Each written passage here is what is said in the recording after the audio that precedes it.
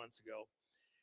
Decided we had it pretty well down, and we did another one with this. Nobody expected what happened, and of course, after I announced it, then I get the call from the folks with the movie, and then we had some other things happen. Brazil, South Korea. We have the South Koreans here, former president, okay?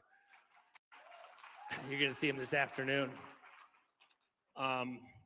So it wasn't perfect, and we're still working through some of the stuff. We tried to be as sharp pencil as we could, you know, had to spend a pile of money on all sorts of things. But I thank all of you for being graceful as we try to work through it. We did kind of jam the tables in to make sure that we had everybody in, so it's a little bit tight quarters. Did you still have a good conference so far?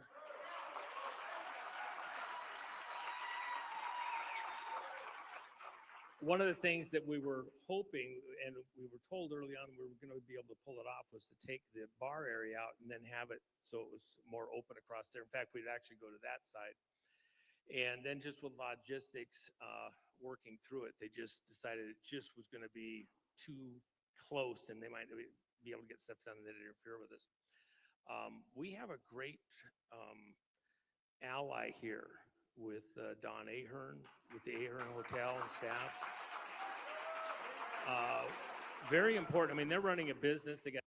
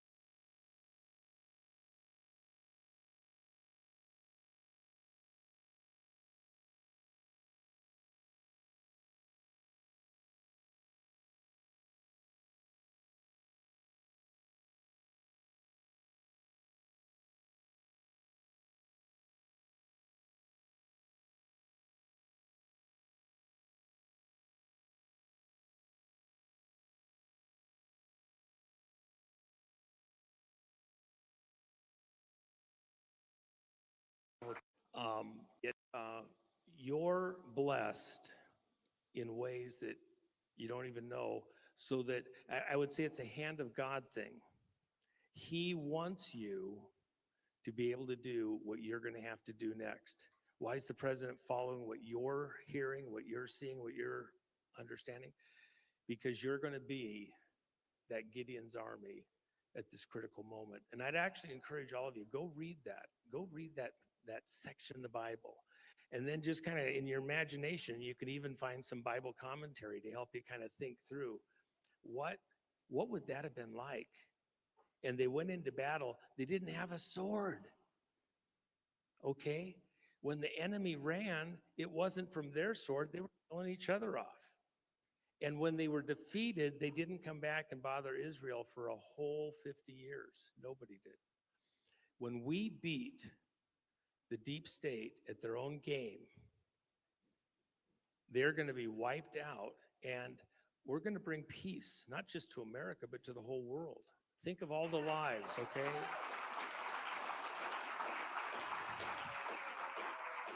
Everyone here affects a much larger crowd than you ever thought of. And by the way, you know what? Think of 10 years ago, 15 years ago, 20 years ago, everybody in this room, and the amount of influence you had in the community, how you thought and all that. You've grown up in the fight. You've been trained in the fight. You mentally have shown yourselves approved because you can process things, you can think for yourself, you're not going to be a SNEOP. You're the greatest audience of this type in the country, and you've got the greatest leadership here providing stuff. I mean, Trennis Evans, just another one of us, and rises all the way up to the top, dealing with stuff, going right to the president, the J6ers, leading really a informational side into that community that I don't think anybody else even touches. We got a number of people. I could stop and go, well, there's this one, this one, this one, this one, this, endlessly.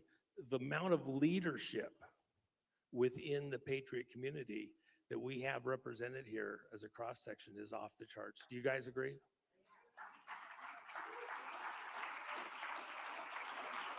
So, Matt, who do we have up next? I didn't even look. I got over here and I got swamped a little bit. I didn't get a chance to look.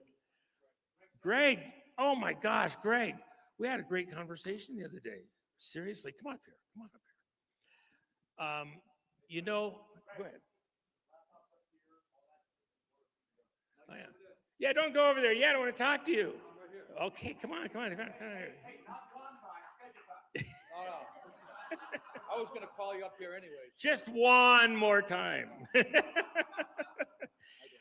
Great, Greg.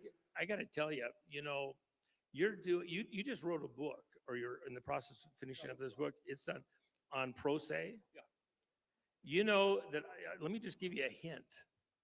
One of the days that we're going to do in September is going to be just focused on pro se everything, because you know what? We have not been able to get through the courts with attorneys, not because they're bad attorneys, but because the attorneys can get sanctioned and fined, and the judges, they're part of a club, and they only want the attorneys to bring stuff they want. And then they've got a scam going across the country where if you're a pro se in so many of the states, you can't get out of what we mockingly call magistrate hell. They won't let you get to an actual judge.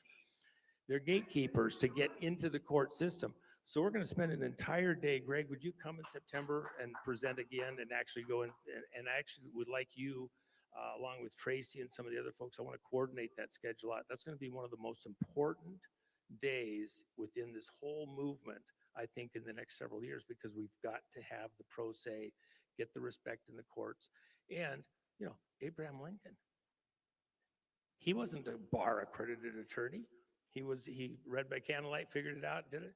You're like an Abraham Lincoln. You even kind of have a little, we could get some lifts for you.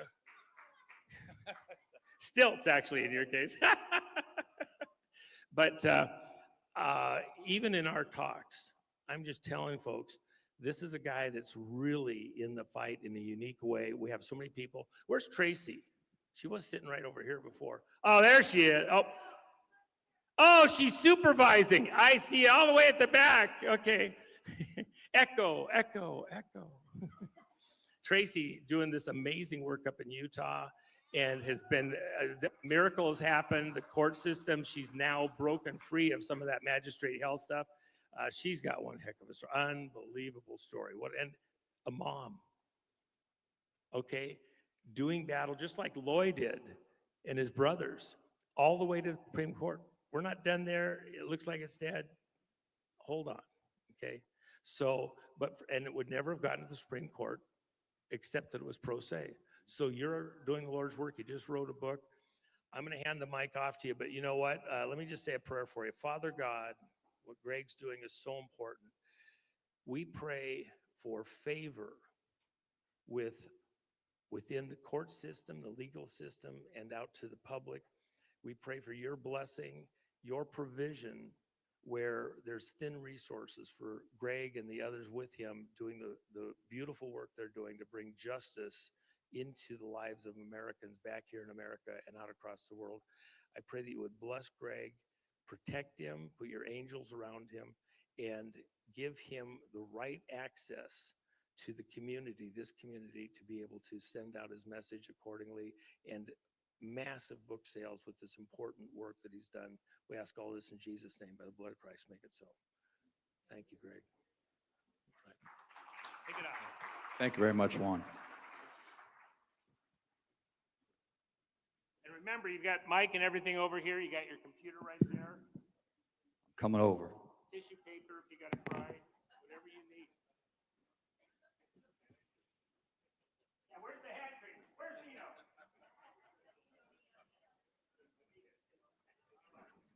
Oh, you know what? I got, hold on. Hold on. I got 20 seconds. Oh, I just used it. Here, what? 20 seconds. Okay, so you know what? Okay, you know what? For different reasons, I had a couple of guys come out here to join us. I've got Ethan and Wayne. Wayne's one of my mechanics. He's doing stuff. He's 15. He's a farm mechanic. So they'll pull the cab off, pull the heads off, pull the tranny out, do whatever they got. He doesn't even think about it. Well, he's been doing it since he was a baby. So yeah, they got baby pictures with grease on them and everything. Working on the trucks. This guy could pick up the truck, okay, if you take a look at him. He looks like he's 25, been working out for 20 years. We got Wayne, kind of a genius in his own lane. His father and I did critical work for a long time together. In fact, his father's work was page 1 of the President's Daily Brief for many years, stuff that he doesn't even know. It's fun to have a young component here to begin to understand what's going on. They will be some of our leaders out in the future. We got some other young people out here, but I asked them to sit up front here. They've been Roman, great guys. And you might want to get their signature, because 20 or 30 years from now, you don't know who they're going to be, right? Thank you. Thank you, sir. No, I want to use that. I like to walk around with the mic. Test. I got to be moving, walking around. Wow. Thank you all for being here.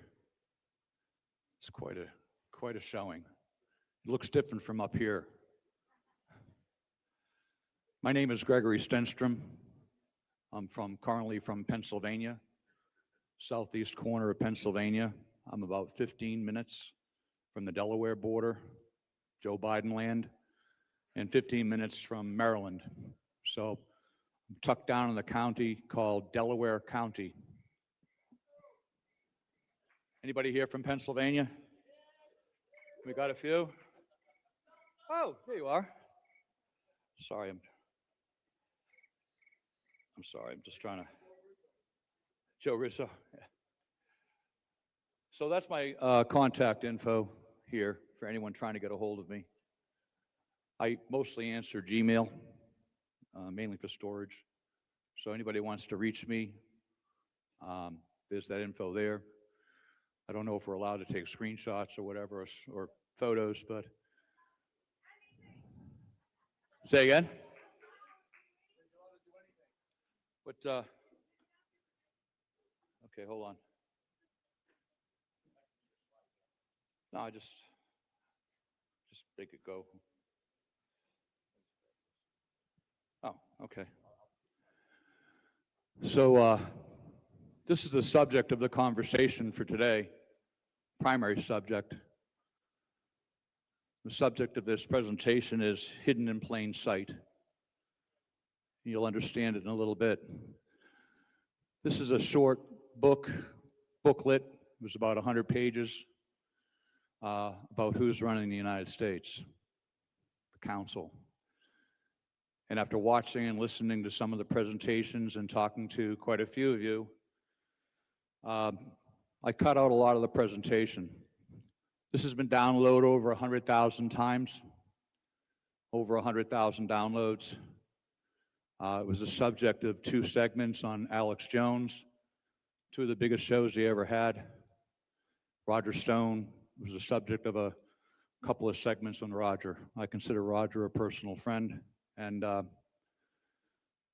think if you download this and take your QR code, it's free, I think you'll have a better understanding of how things work in the United States and who's running the show. Next slide. So I had all this screen space here, and I figured I only wanted to make a few important points. And it's something that Juan touched on earlier, and I hate to correct him, but it doesn't require 80% of people to make a change. It only requires about 3 to 5%. The American Revolution was instigated and fought by 5% of the population. 5. That's it. Our opposition and the people we're fighting, communists, whatever label you want to use, they're a very small minority too. There's not that many of them. So the theme and the thing I wanted to talk about was stop waiting for somebody else. There's nobody coming. It's just you. That's it, this room. Things aren't going to work out in November. I hear this happy talk. Happy, happy, joy, joy. Not going to happen, folks, unless you do something. You. Not the people, not the 80%. You. There's no politicians coming. They've shown you that. We have a broken Senate. We have a broken House, rife with corruption. It won't do what the President of the United States has been directing them to do, and that we voted for him to do.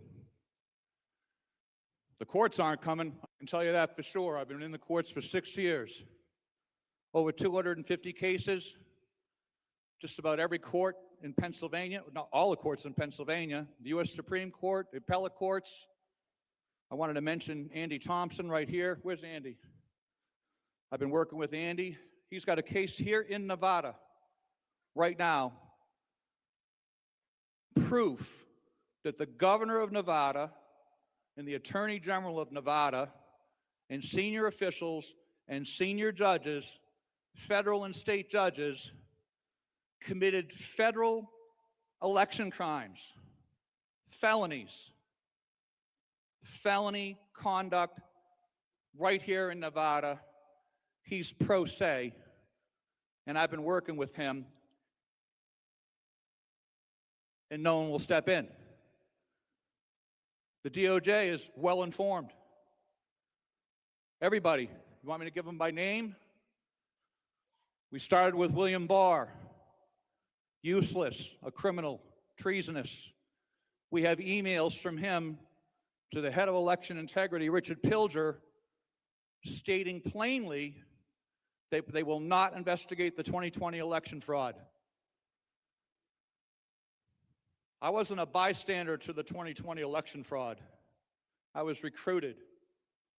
My specialty is fraud. Recovered over $2 billion for the United States government and corporations over a long career. I put politicians in jail, sheriffs, mayors, congressmen have resigned. I was put into that data center in Delaware County for a reason. I had Bill McSwain, the U.S. attorney for Eastern Pennsylvania, in my cell phone.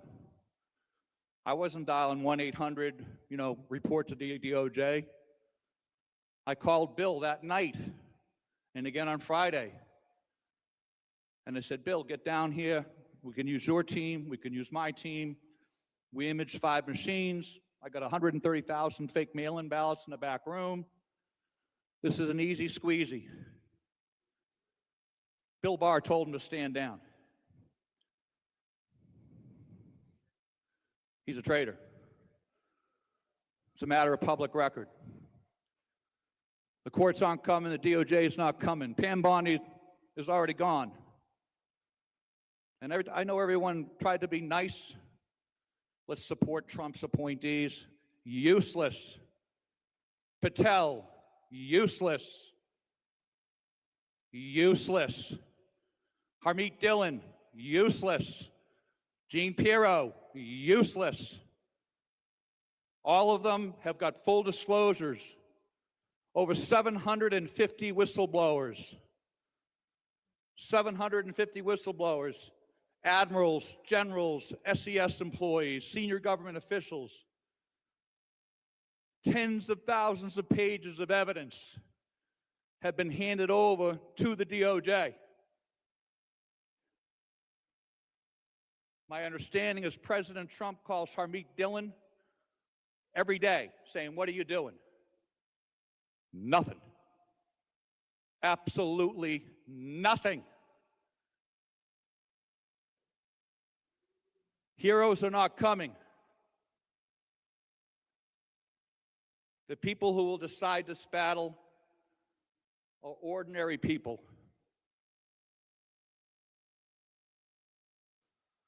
They were always the plan. Next slide. My job, ordinary citizen. How many people need to know the Bible phrase is, "Send me, Lord. Use me, Lord." That's all there is to it, people. Use me. Naval officer, computer scientist. My specialty is financial crimes. Got 250 lawsuits, like I've said, pro se. And what I've built over the last 6 years, with limited help, is a sovereign AI system that we've been using to prosecute our lawsuits and process this data. A sovereign AI system it's mine, ours. Our data center, our racks, our data, our AI systems, ours. Currently only for private use. That's what we've been building. The bottom line is, if you look at everybody here, you've got no choice. None of you do. You've seen this. You've got no choice. You've got to act. Next slide, please. I already mentioned this, pro se litigation. For those of you who don't know, I was co-defendants with President Trump.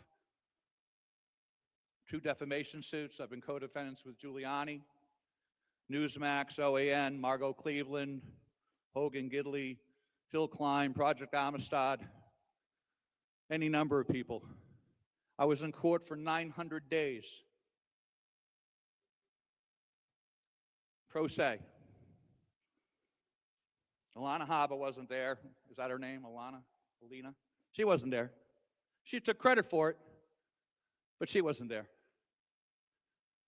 900 days we sat there in a defamation suit that was funded by the 65 Project, that was funded by communist groups, and it was funded to suppress anybody who would challenge the elections.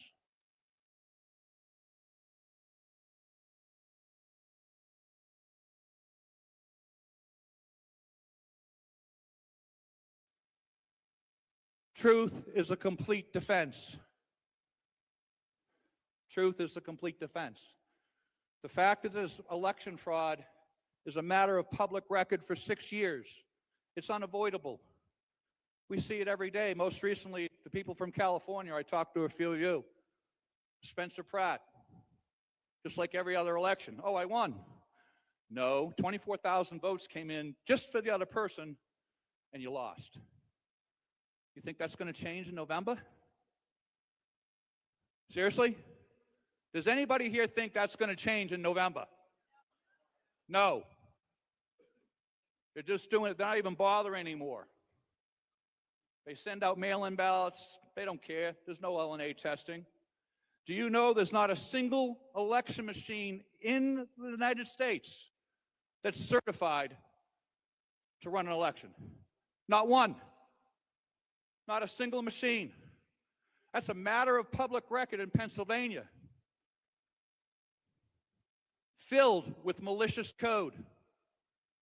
The most recent verdict from a district judge in Pennsylvania, a federal judge, was while we admit that the code's not certified, while we admit that it's got malicious code in it that can change elections, it's speculative that it will be used to cheat.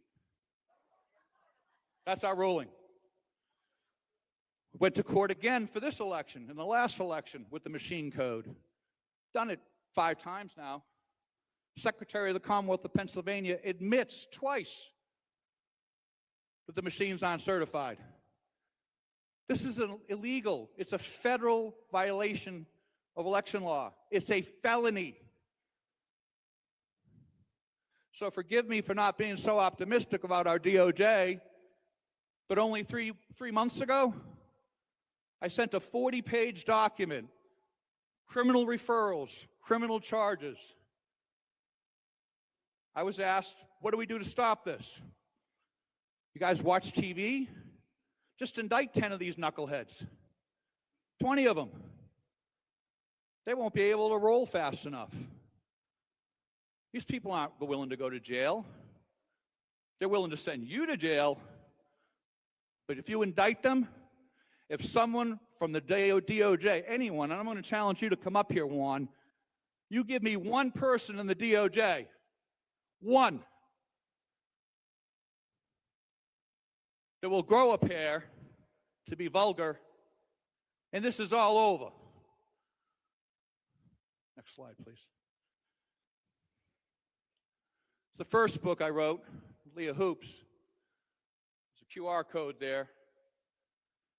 Nothing's changed since 2020. The election machines use fraudulent code. Over 70% of the mail-in ballots are fraudulent. I can prove it. We have proven it in court. Truth is a complete defense. It's entered in the public record. Multiple dockets from the Supreme Court all the way down to county courts, all over the country. We got the proof. I've been listening here for 2 days. I was walking around asking people, what is it that you want from us? What more can we tell you? What can I add to this? I know most of the speakers here. Ian Trottier coming up after me, I think. Ed Solomon's here, great mathematician. The people that have been at Peter Tickton. I don't think there's anybody in that list of people there at the bottom that I don't know. Most of the podcasters that are in here, I see different ones. I've been on all your shows. Does anybody need any more proof? Do you really need any more proof? If you want it, that book is still for sale on Amazon. It's inexpensive. Tell you everything I want to know. How they use the machines, how they use USB sticks, how they integrate mail-in ballots into the system, the corrupt judges. I filed lawsuits against over 20 judges. I'm not a popular guy. Next slide, please. It's the new book. In the parallel election, we tell you how they did the fraud with evidence. Videos of election officials destroying public records and ballots, laughing at you on video. Coordinated with James O'Keefe at the time. We did a sting. One thing I've learned in every public corruption trial or scenario that I've been in is public officials are all arrogant, most of them, and they always destroy the evidence. Always. Every time. Every time. They can't help themselves. They'll destroy the evidence, make up evidence, pretend it doesn't exist.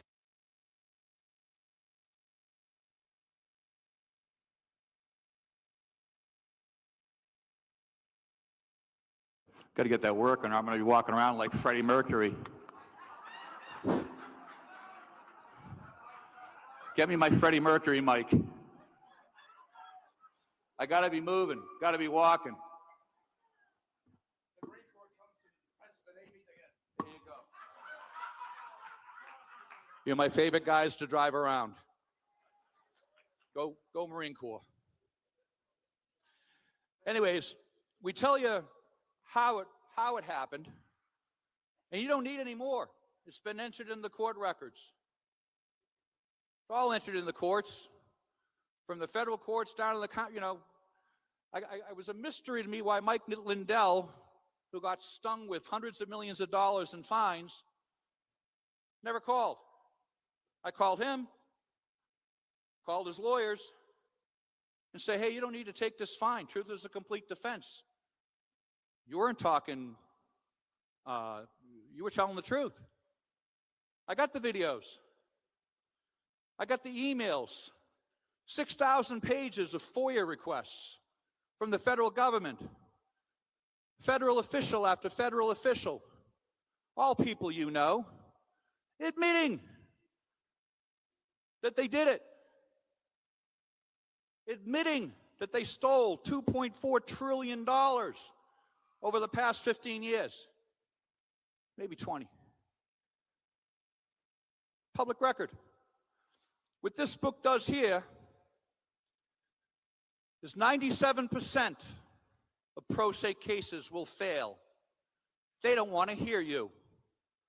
Supreme Court just passed a case where you are no longer allowed to speak in front of the Supreme Court pro se without an attorney. You don't know that. We can't represent the False Claims Act as citizens. If the DOJ commits crimes, the only one who can prosecute the DOJ is the DOJ. Does that make sense? The only one who can compensate victims of the DOJ and the Inspector General and the FBI is the DOJ, Inspector General, and the head of the FBI. They'll decide if you even hear your case. 97% of you will be rejected. This book changes that. I'm not an attorney. I'm an engineer. I'm a systems engineer. To me, the law isn't any different than the rules you would use to build a bridge. Beam's got to be so big. Span can only be so long. No different from a computer program.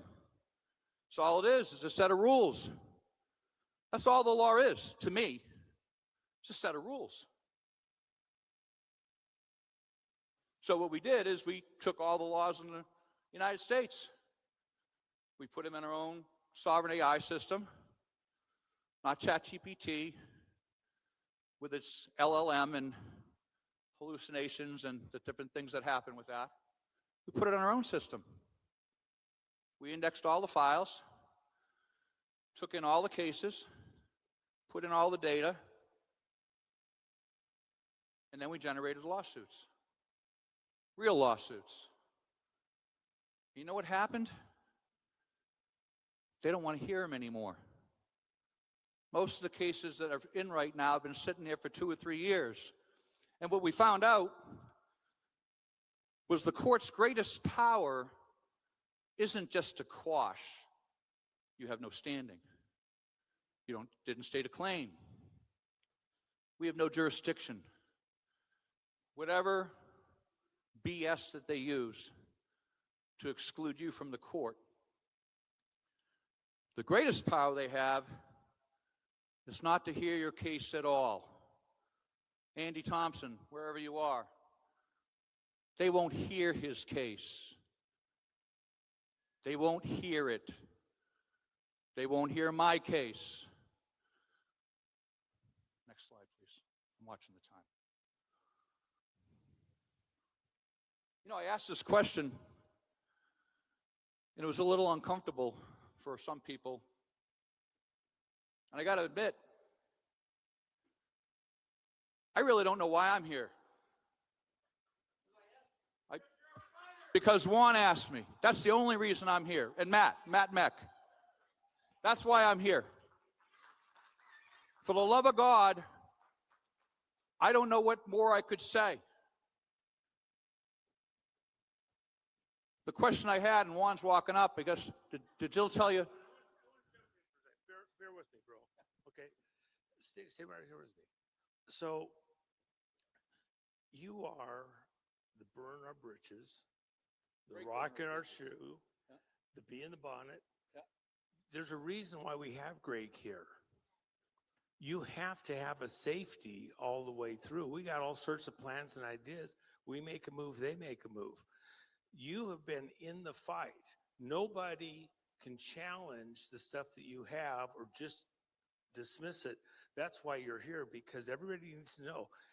I've told all you guys, you're survivors. You've stayed in it. That's what you've done the whole time. And we have to give you a lot of respect for all the work you've done. You're prodding along to keep this going. This pro se thing is so huge. I think personally, it's the biggest thing. That's why Tracy succeeded at this point in time. If we can't get to justice in the Justice Department and in the legal system, we are toast. We aren't the country we think we are, because there's no way to enforce the Constitution. So we're not in disagreement. You're here for a reason, because you have information that this audience needs to hear, get fired up on, and also to pass along to the other people around them. And then it will not be the 80+% that fixes this problem, exactly as you've said. Great. But it's going to be that we need at least the rest of the people that aren't here, like you, to at least not fight us at the critical moments, and at least kind of sort of understand, why are we in this fight the way we are? You are the Gideons Army. You're the 3%ers, and Greg is exactly right. There's no conflict here as far as I'm concerned. I just want to clarify that. And I didn't mean to interrupt you, except I wanted to make sure they understand you and I are totally on the same page. I'm a true believer. The work that you've done, so many people claim to have done a bunch of work, but their work is either frivolous, it's scattered, it's not coherent. You have been doing very coherent, important, intelligent work, and your book is going to help people. Big hat tip to you, bro. So, okay, thank you.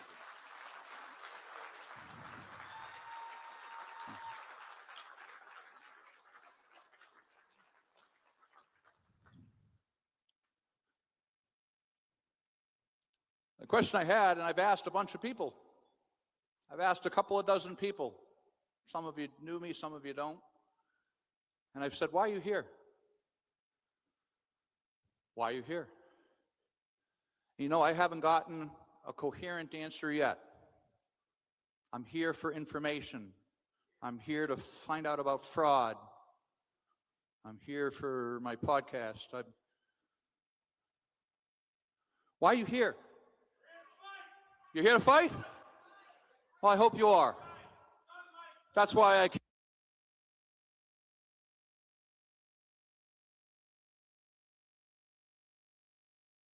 came. What are you waiting for? A better time? It's been 6 years. All I've heard for 6 years is we'll get them next month. Don't worry, the indictments are on the way. I saw Steve Bannon earlier. Yay. My wife calls him the cheerleader. I'm not kidding you. The cheerleader. Yay. Something's happening. Somebody's doing something. What are you waiting for? More money? I haven't had any money. My cars have been repoed twice. I lost my health insurance yesterday. I lost a $5 million business. And I didn't think twice. I didn't have a choice. There is no choice.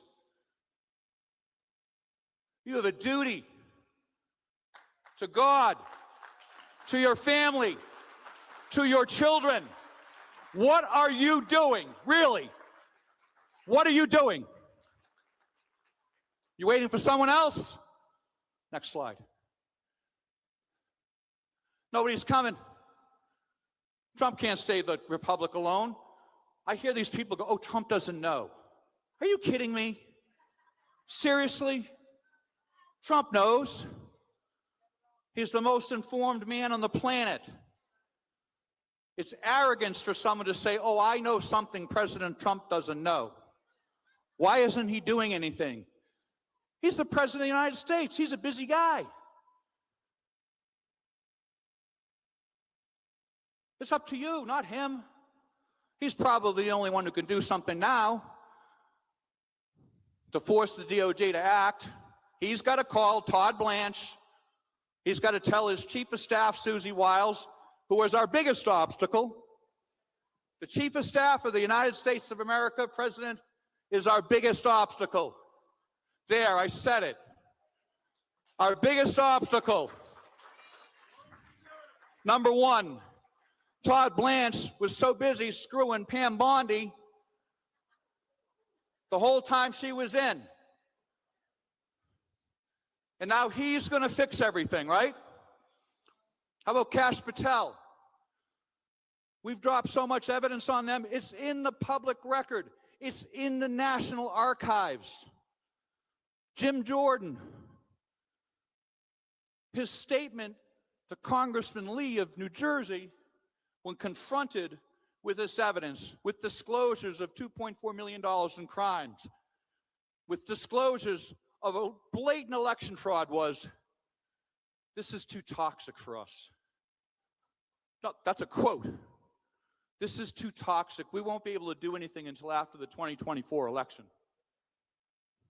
So we're going to do nothing because I want to be Speaker of the House." That's what this is about. Jim Jordan, traitor. Traitor.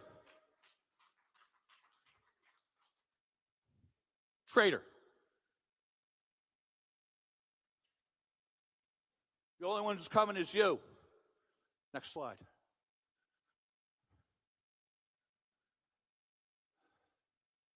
Everyone here is called. You wouldn't be sitting here if you weren't called. You might not know why. You might not know what it is you're supposed to do right now, but you're here. Like Juan said, you're here. I love you for that.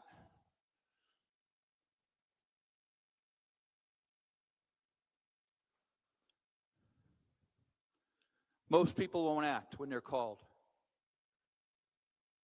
In fact, I talked to the AI. 94% of people aren't going to make it. Aren't going to make it. I got people here, and I don't say much about being a Christian, but I am a Roman Catholic. And I'm going to ask a rhetorical question, and then I'm going to move on in terms of how you lead your life and what it is that you decide to do. How many of you could take your phone right now, unlock it, and hand it to your loved one, your significant other, or your mom? I got a few. Congratulations. I've seen fist fights break out in some audiences. That's how you have to live your life. If you're going to be a crusader for Christ, a crusader for God, and you're going to lead your community, that's how you have to lead your life. Next slide. All right, I'm going to move it along. How am I doing on time? 15? Okay, I'm going to move pretty fast now. Most important things are really hidden. You can read this slide yourself. Next slide. I'm going to get to the meat of things here quickly. If you download and read that article, what happened in 1978 is that after about 20 years, the communists, Capcoms, neocons, the people who deigned to be running our country, created an organization called the Council. It was initially called the Council in 1978. It was later renamed the CIGI, Council for the Inspectors General for Integrity and Efficiency.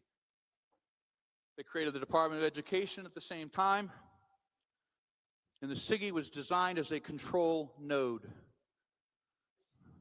Head of the FBI, Inspector General of the United States, and the Attorney General of the United States. And a group of people. They had the power to indict. They had the power not to investigate. They had the power to impeach presidents. They had the power to prosecute billionaires. Absolute power. And what gave them that power was, how many countries have SEAL Team 6? DevGru. Green Berets, HRU, FBI. They had the full weight of the government to do whatever they wanted for 50 years. Now, for those of you that don't think the litigation doesn't work, you don't have to win. I don't have to get a win. I don't have to get a check mark from a judge to say we won. We initially filed our disclosures from 2023 up until 2025 of what the SIGI was doing, who the culprits were. And in March of last year, March 22nd, we filed a lawsuit naming 117 senior government officials as guilty of federal crimes. 117. One of them was the Inspector General of the United States, Michael Horowitz. That was one of the people. And we were told, oh, no one's going to do anything. It's not going to matter.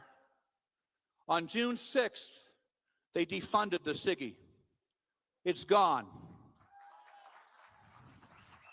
Of 117 defendants, over 75 have been removed, terminated, or resigned.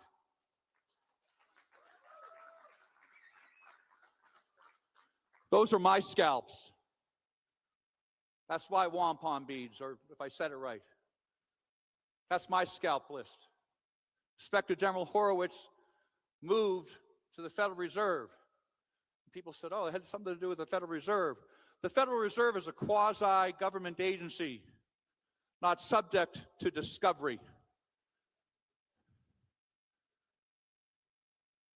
So don't tell me litigation doesn't work, that we don't get what we want. Juan's aware of it. That was a conversation for over 2 hours with Juan. If you want to learn about it, you can look it up. It's under Stenstrom, Schindler, Mancini, and Heitman. It's in the DC District Court. It's currently in the Appellate Court. Anybody would like to know more, let me know. Next slide, please. Oh, go back for a second. So I wanted to say about control nodes. I'm watching the time. What we found is by filing all these lawsuits, and you're all going to find this if you file lawsuits, is that governors of states, congressmen, senators, presidents control certain key positions. I don't need to control a judge. I don't need a dirty judge if I politically appointed and control the clerk that will file your lawsuit and get it to the judge, do I? If I control the clerk in the Superior Court, and I control the clerk in the Commonwealth Court, and I control the clerk in the Pennsylvania Supreme Court and other courts, and I can control the clerk, Scott Harris, of the Supreme Court of the United States and the Master at Arms, I control them, guess what? Your Supreme Court writ of mandamus, your Supreme Court writ of certiorari will never get to the judge. Never get there. It'll be quashed. It won't even be put on the docket. You don't know how many boxes I got back filled with papers. We had to file 40 copies of different things. I have letters coming back saying, don't waste your time. Literally from that movie with Matt Damon. You must be stupid, stupid, stupid. You're going to find that out, and that's in the book. And the reason I need 1,000 of you filing pro se lawsuits is one guy can't do it. I need 100 people, 200, 10,000 to see the same thing. Why am I getting a per curiam order from a clerk that this suit has no merit? What? Andy, how many times has that happened to you? Mike Miller, I can name a dozen people. Dozen people here. If you can identify the control nodes, you can beat them. Next slide. Same thing with choke points. Just military, common sense, engineering. That's all this is. This isn't rocket scientists. Who controls the certification? Who controls access? Who controls enforcement? If the only one who can prosecute election crimes is the DOJ and they don't prosecute, hello? How many fingers am I holding up? Next slide. The people everyone sees are not always steering. The people who are running this country aren't the people that you're seeing in the news. Next slide. I'm going to move it along. Now, this is a thing that's near and dear to my heart. I'm a sailor who has a love for the sea. And you know something about the sea? Is it's indifferent. It doesn't care about your feelings. It doesn't love you. If you turn your back on the sea, it'll kill you. That's why I love going to sea. I love sailing. And what people do is they're all reaching for somebody. Who's doing this? And we're going to get to that before I finish here in about 5 or 10 minutes. You get me? Deep state. We're draining the swamp. It's the cabal. It's the Trilateral Commission. It's the World Economic Foundation, or whatever they are. It's Antifa. It's white people. It's Democrats. It's Republicans. It's the Jews. Seriously? Seriously. I'm going to tell you, for some of the people that I've talked to, when I hear that come out of people's mouths, what I hear in my head is, how can somebody in this day and age be that ignorant? Next slide. Abstractions don't act. People act. Let's talk about the Jews, which I've heard quite a bit. And I've heard Tucker and Candace Owens and all these people we're supposed to be supporting. How many people here have ever been to Israel? Oh, wow. It's a lot. Israel's a nation state. 1948. Jews is a religion. There's Zionists there. There's neocons here. Does the Ku Klux Klan represent you? Maybe some. Do the neocons represent you? No. Do you think, when I think of Bibi, when I think of Netanyahu, I'm from Pennsylvania. I know he's the prime minister in Israel, but to us up there, he's a guy from Cheltenham, Pennsylvania. He's a world leader. He's doing his job. Do you think for 1 minute that he can tell Donald Trump what to do? Seriously? The only one who can tell Donald Trump what to do is Melania. That's it. He doesn't listen to anybody else. He does what he darn well wants to do. Okay? Nobody's telling him what to do. And no one should be telling you what to do, especially under the slurs and some of the things I hear. Abstractions don't make decisions. People do. Next slide. Okay.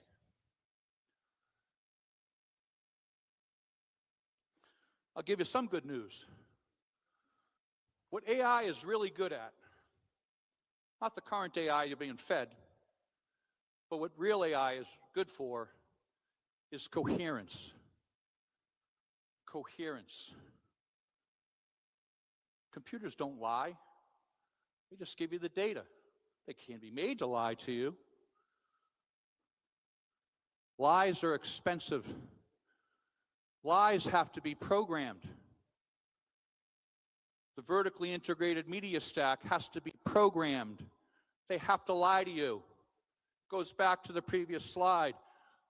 Don't look at what we're doing. Don't look at the real people that are committing crimes. Don't look at the fact that the DOJ won't do anything. It's the Jews. Seriously? Seriously, you should be ashamed of yourself if that's the way you think. Ashamed of yourself. I'm a veteran of foreign wars. I've been to war. And if someone says something to me about race, religion, color, I recoil. It disgusts me. You can't even use the word in front of me. You find one of my friends that will, and every one of them will tell you, do not use an ethnic slur in front of him. He will call you out immediately. That's not godlike. Next slide. If you remember one thing here, and one thing about AI, and one thing from this talk, coherence is the boundary that evil cannot cross. Coherence. If I take all of the data for COVID and the COVID vaccine, okay, and I strip out the lies, which are expensive, but I look at the VEAS data and I look at how many people were killed and why they did what they did, it was a fraud. You can't make that up. If I look at the elections, the same thing. Ed Solomon, who I'm actually going to probably catch his whole presentation if he's sitting here yet, he's an expert in statistics and fraud. Just another way of proving it. The elections are fraudulent. COVID was a fraud. A lot of the things they're telling you are frauds. When I say they, we're going to get to that. But coherence, when you use AI, and I urge you to buy the book, only because probably about 1/3 of the book is discussing how and what to ask AI to get an honest answer. Most of you don't know how to get an honest answer from AI. If you talk about coherence, AI can talk to you about coherence. It can lie to you if you let it, but you say, what is the coherent data? Align all the data points and take out all the outliers. You'll get your answer. Next slide.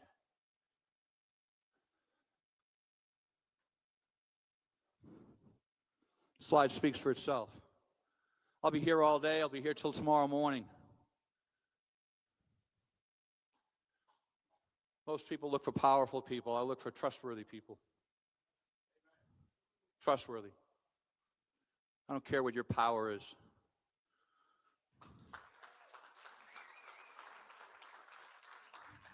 Next slide. I'm going to wrap it up. Juan, this is where you come up, I think. We know who they are.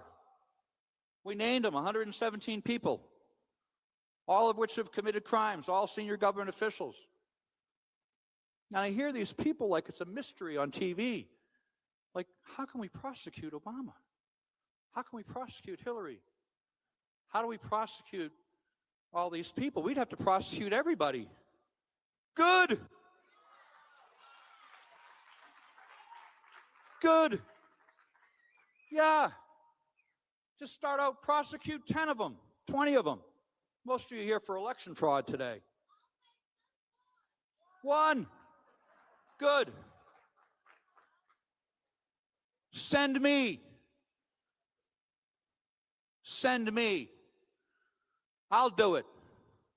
And I don't think there's anybody here who wouldn't do it. Send me. I'll sign the indictment.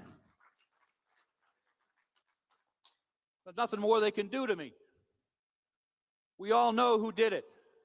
You're going to hear presentations today from learned men and women, most of whom are my friends. You've heard from people yesterday talking about all types of fraud. They just need to be prosecuted. You need to stand up. Next slide.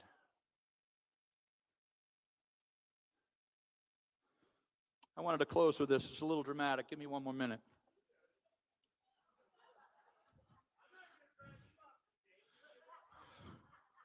So in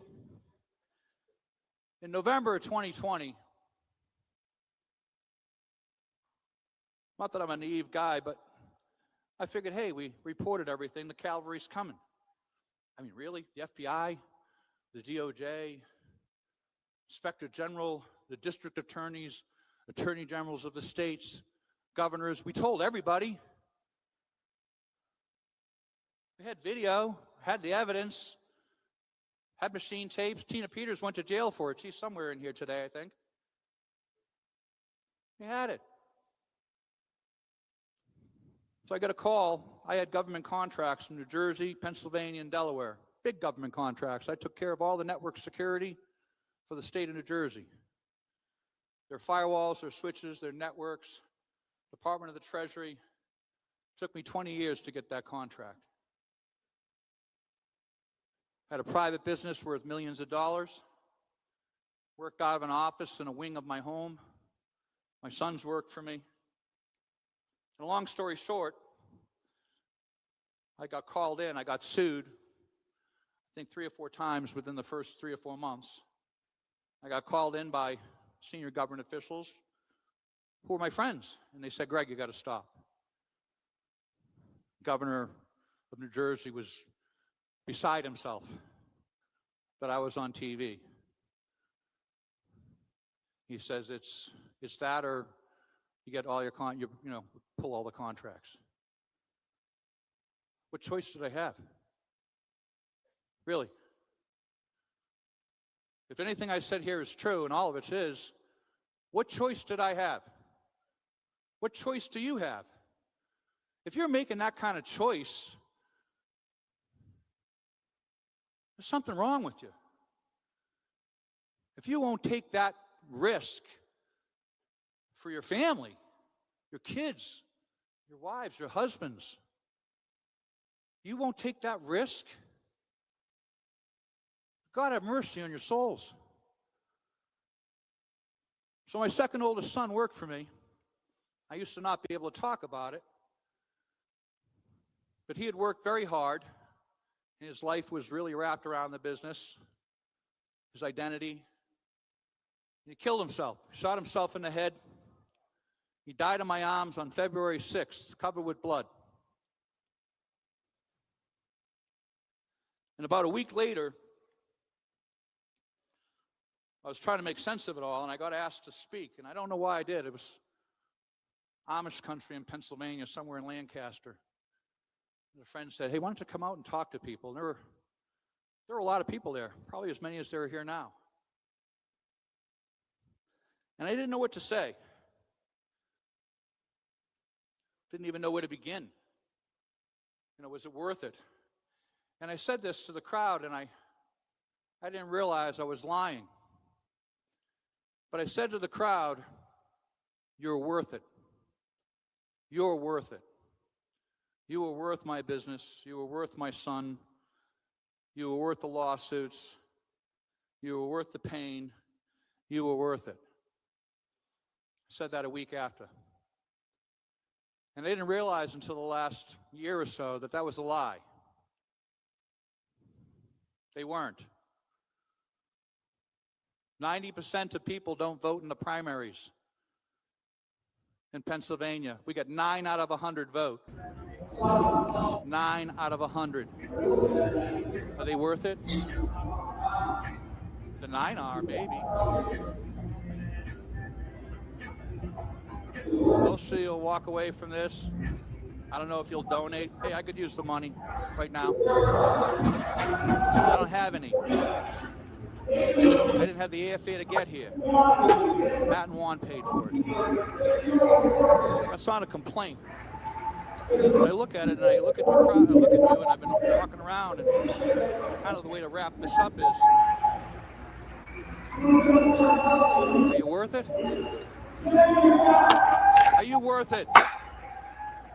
You're worth it, right? Yeah, well, make me believe that. Make me a believer. Make Juan a believer. Make President Trump a believer that you're worth it. Because most people won't do a darn thing. They'll sit there and go, what's President Trump going to do? Who's going to come and help me? Who's going to save me? Save yourselves.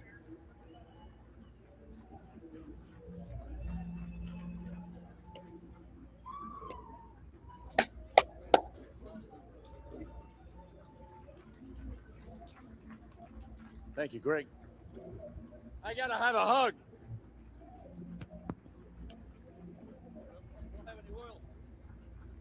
No, seriously, let me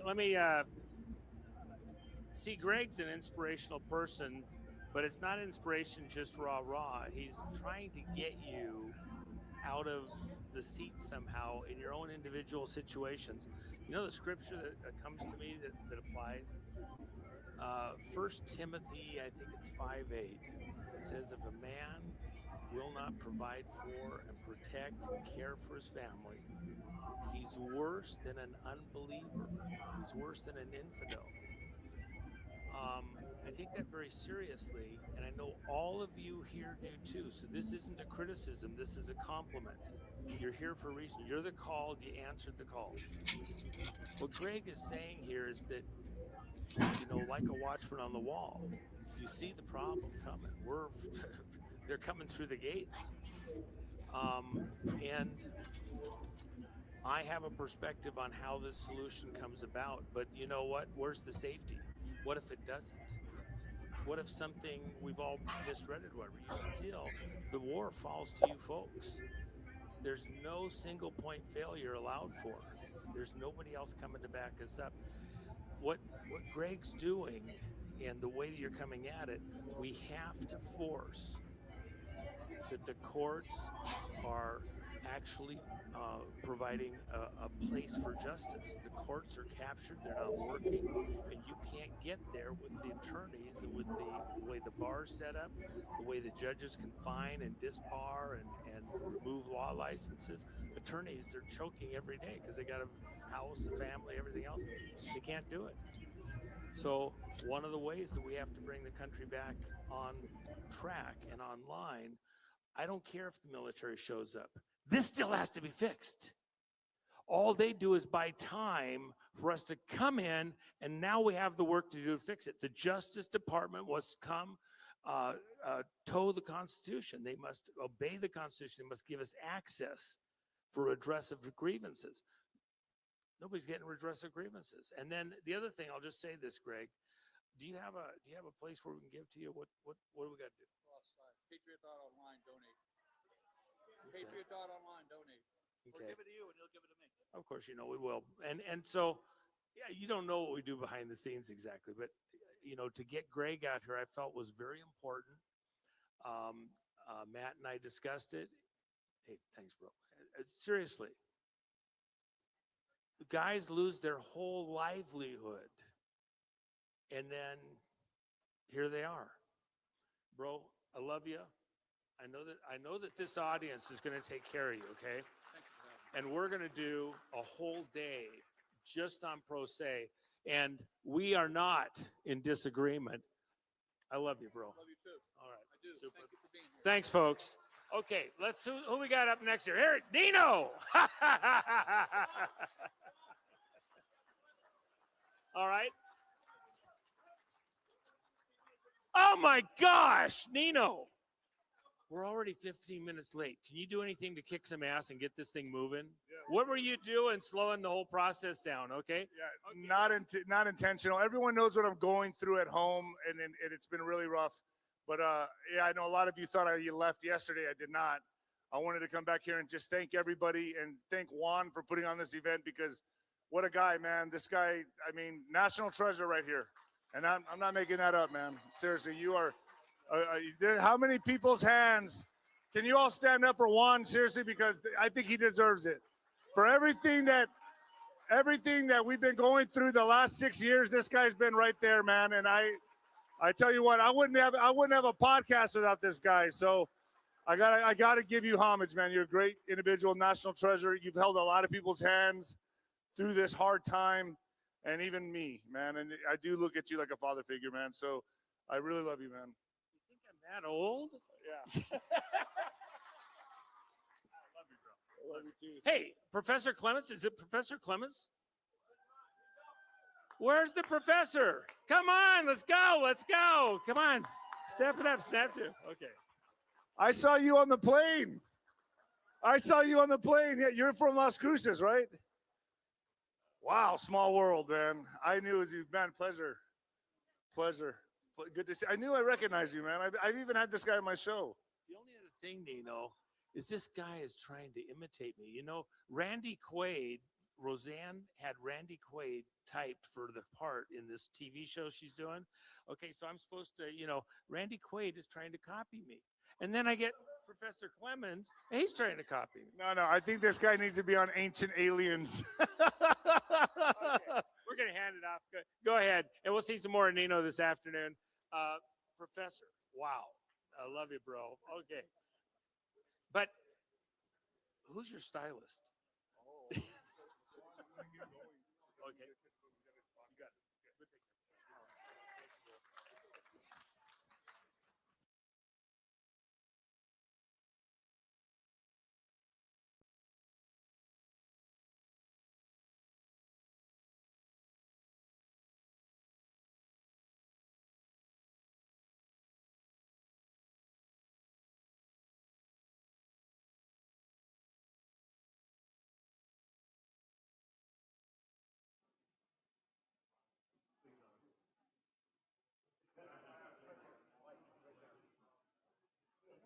There's no mic here.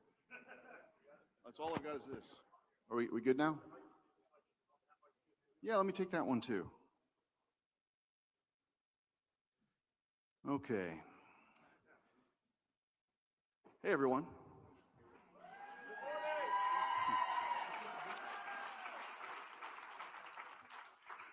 You know, I sat through Greg's presentation, and I get it because he's been through hell. And I've had periods where anger ruled the day, but we can't stay there. You know, power comes from a place of peace, at least a peace within. And real authority doesn't come from a court. It doesn't come from the president. It comes from the king.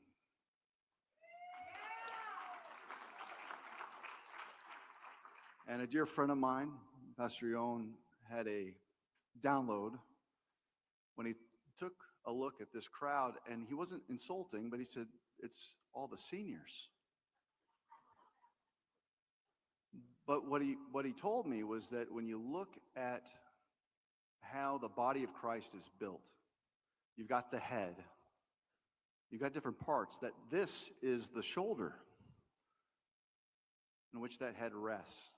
Yes, we've got a body and some of the parts are pretty aimless, but this is the shoulder. You all are carrying the burden. That's what the shoulders are for. And so I'm going to come at this a little bit different. When someone says no one's coming to save you, I respectfully disagree.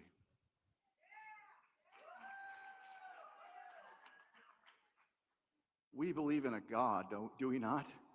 A mighty God.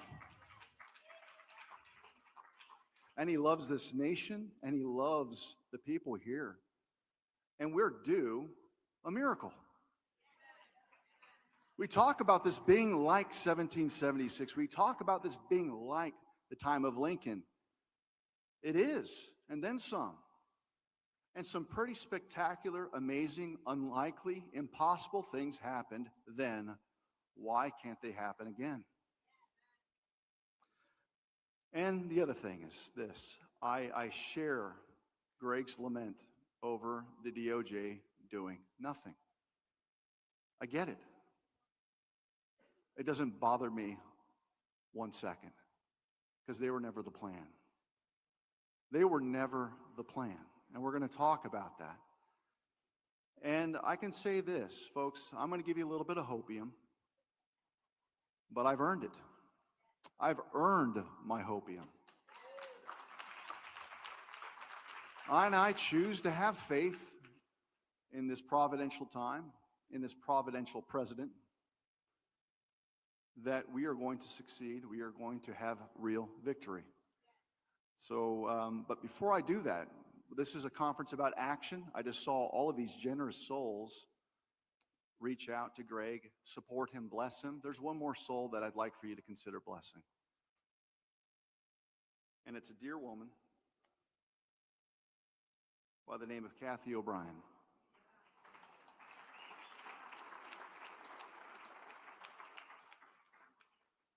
A tornado destroyed her home. She wasn't even sure if she could show up yesterday. She did, briefly.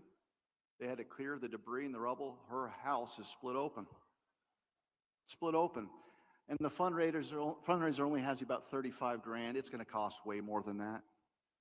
So please take a screenshot of this or direct a donation straight through her website.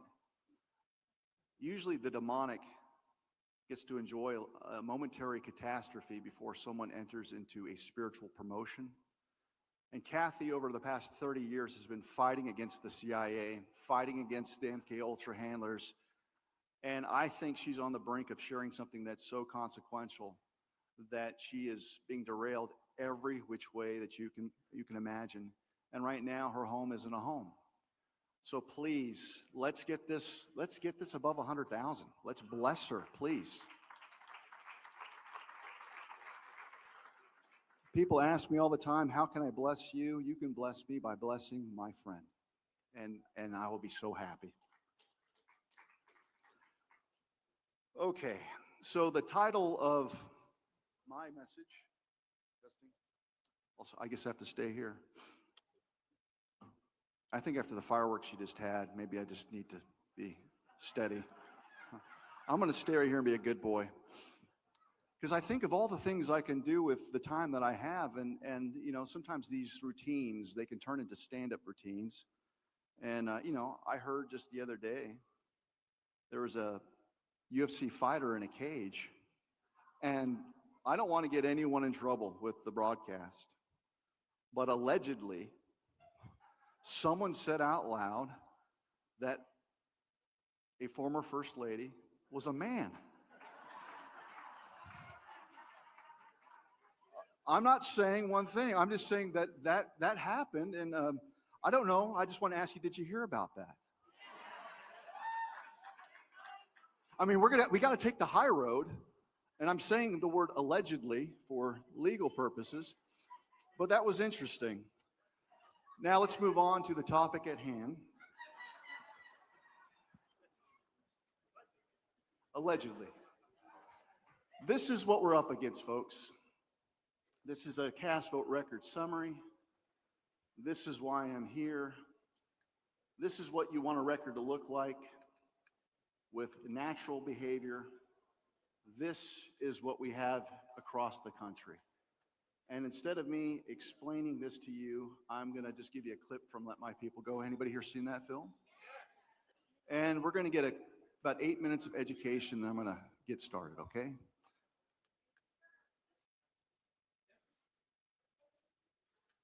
Now, do I have audio? I don't have audio.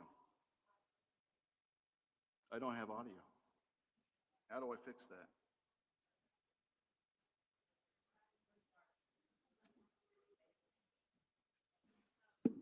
Okay, plan B. I'll just give you back what we had before, and give it to him. Okay. There's a little. Well, I don't know if that was necessary or not. Yeah. That's on the other side.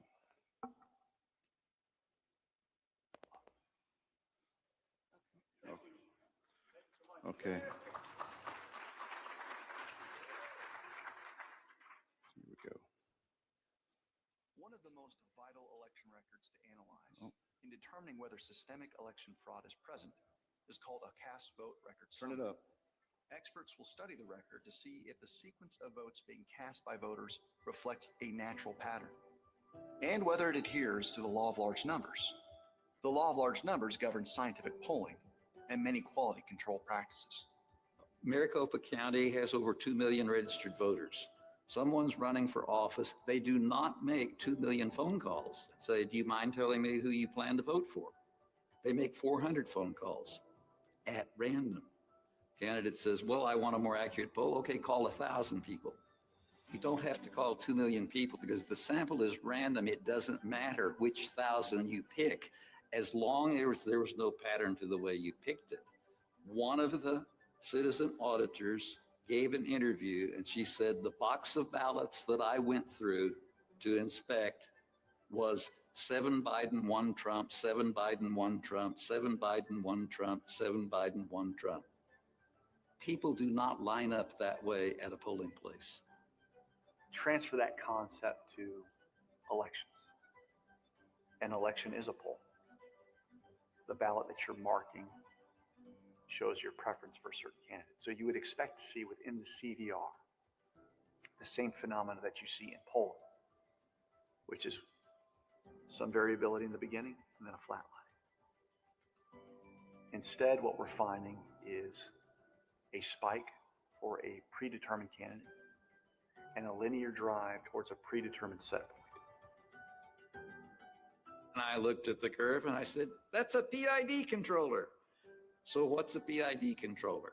Well, it's proportional integral derivative. It is the simplest closed loop feedback system. That graph reminded me very much of an airplane coming in for a landing when the runway is completely fogged in.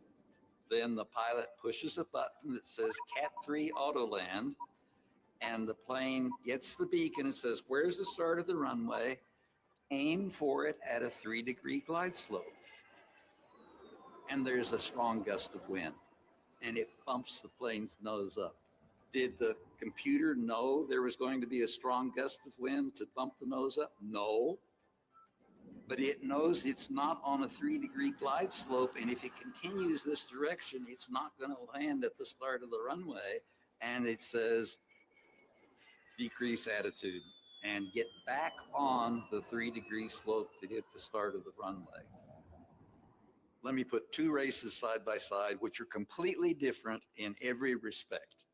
So two different counties, Pima County, Maricopa County. Two different machines, ES&S and Dominion. Two different races. We'll take county sheriff and president. That means two different pools of voters. Two big peaks, 2-to-1 slope, 25% of the way. There was a little bump and it tracked on down. In Pima County, 16 of the 17 races were won by the Democrat.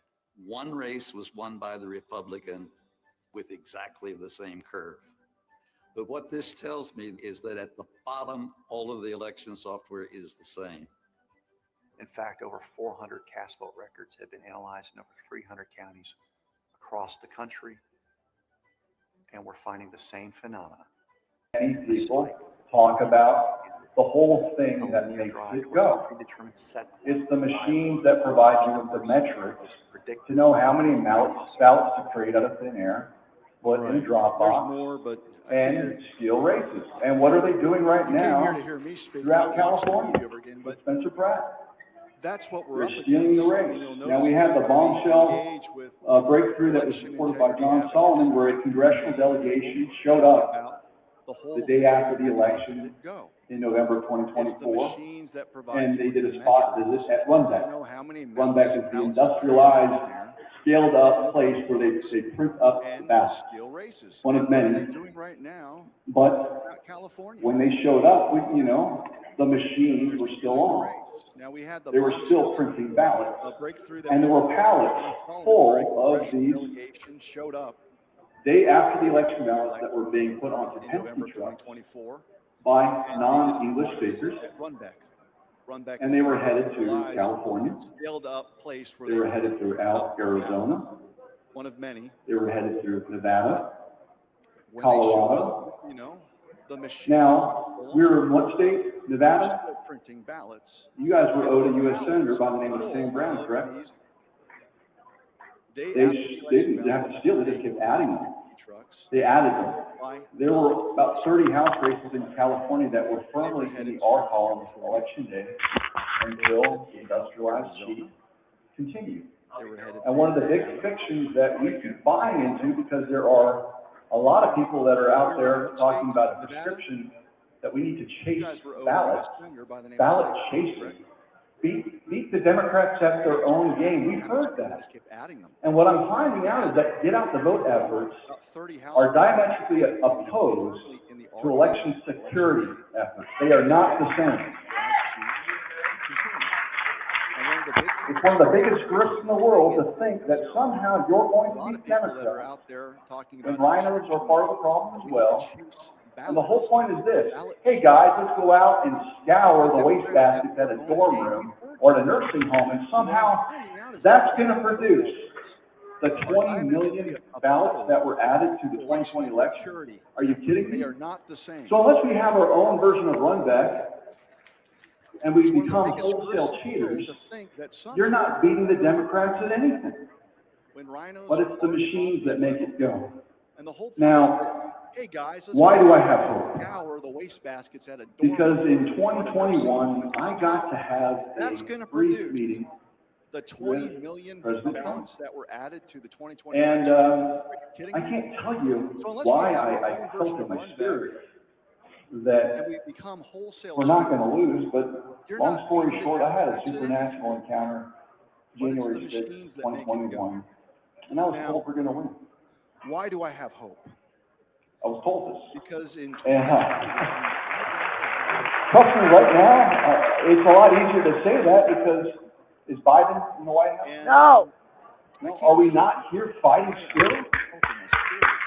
Are we not witnessing the greatest exposure that we've ever seen of corruption? Long We story look short, past. Amen. supernatural encounter See, we think small, and and you have to look at Trump and you've got to stake a claim on who you think he is. If you think he is guided by the nose by a trust me, bunch of right idiots, now, it's you a lot don't easier to say understand the man. that because You is can't Biden in the be White this House? aloof You know, idiot are we not and here fighting also still? a 10D chess player. Are So we make not a witnessing decision the about greatest who you think exposure he that we've is. ever seen of corruption? And we look But he past knows these problems better than you do, See, better we than I think do. small, And he's known it the you have to look entire at time. Trump and you've got to stake a People are claim. still Who you think perplexed with he why is. did we go If through the you think hell he is guided by of the nose 2020? by a bunch Why of idiots, didn't he go in you there? don't You understand the weren't man. ready. You can't You weren't be ready. I wasn't ready. We all thought, sure, there's fraud, and but also not the be kind that I just showed church you on player. that video. So make a Not decision everywhere. about who you think he But that's is. exactly what we're But up he against. knows these problems better than And you so do. as far as I'm Better than concerned, I the do. reason why I'm going to share these things And with he's you known with it the confidence is entire time. I filed lawsuits. People are I've still scanned perplexed. ballots. I've Why did we performed go through audits. the hell I've had my house burned in down. 2020? Why didn't he I've go? had death threats you wouldn't believe. As soon as I got in this fight, I my wasn't sister was ready. shot in the thought, head. sure, there's fraud, but not the kind that I just showed you on that video. Yes, I lost my job. But that's Yes, exactly you can Google my name and there's over 1,000 hit pieces. And so as far as I'm And concerned, I'm telling you, the reason why I'm these sure things these have things happened, with confidence because is I know I'm telling the truth. Amen. I've scanned Otherwise, you just ignore me. I've had my house burned down. I've had death threats you wouldn't believe. As So soon as I got when in I the met fight, with the was president, shot this in was the about head. 10 months in. I didn't know then what I Yes, know I now, lost my job. but I was pretty close Yes, you can Google my name and there's over on 1,000. the architecture of this vote And I'm telling you, trafficking the reason scheme. why these things have It's all about happened, vote trafficking. because I know I'm telling the truth. And I looked at Otherwise, him you and just ignore I me. told him, like, I need something. A week later, I would be terminated. But at the time, you know, he's So humoring me by when I met asking with the for president, this legal was about advice that 10 I months know he in. didn't need. I didn't know But he's then concerned what, about the pulse but of I the was people. pretty He's close concerned about the people in this room. on He needs the to figure out how to architecture bring of us this along to do trafficking something, scheme. It's all which about is vote to trafficking. take the baton from him And I looked at and him run and a clean election. I'm not convinced we're going to be able to a run week later I would be a terminated. clean, fair election this But at the year time, without you the know, help of an he's extra body. humoring me by asking for legal I'm not advice. convinced. I know I'm he neither. didn't. In fact, I think your current election officials, staff, clerks Of the will people not who are only concerned about the people in be this an room. inhibitor, He needs they to will figure out likely how to bring compromise those, the elections and do then something, engage in all the lawfare they can to which is to keep take the these baton from him slave master devices right where they're and at. run a clean election. I'm And not this is a critical convinced choice we for will the Trump run administration as well to think a about. clean, fair election this year without. Because the power of these machines, some of us have been lulled into a I'm not sense convinced. that In if the fact, I right think your people, current election if we just have the officials, right staffs, people clerks controlling the will not levers, only then we'll be okay. they will likely Anybody here watch compromise the Lord of the Rings? elections and then engage in all the lawfare they can to keep these slave master devices right where they're at. And this is a critical choice for the Trump administration as well to think about. Because the power of these machines, some of us have been lulled into a sense that if the right people, if we just have the right people controlling the levers, then we'll be okay. Anybody here watch Lord of the Rings? The mighty men of Gondor, surely the one ring to rule them all would not corrupt us if it was in our hands. We will use it against the enemy. That's a real temptation with the brass around Trump. That's why they don't talk about these things, because they secretly want to keep them.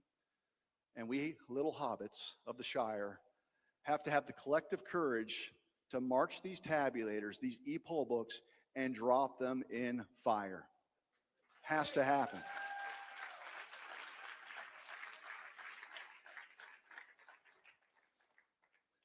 So I'm begging for a bone from the president.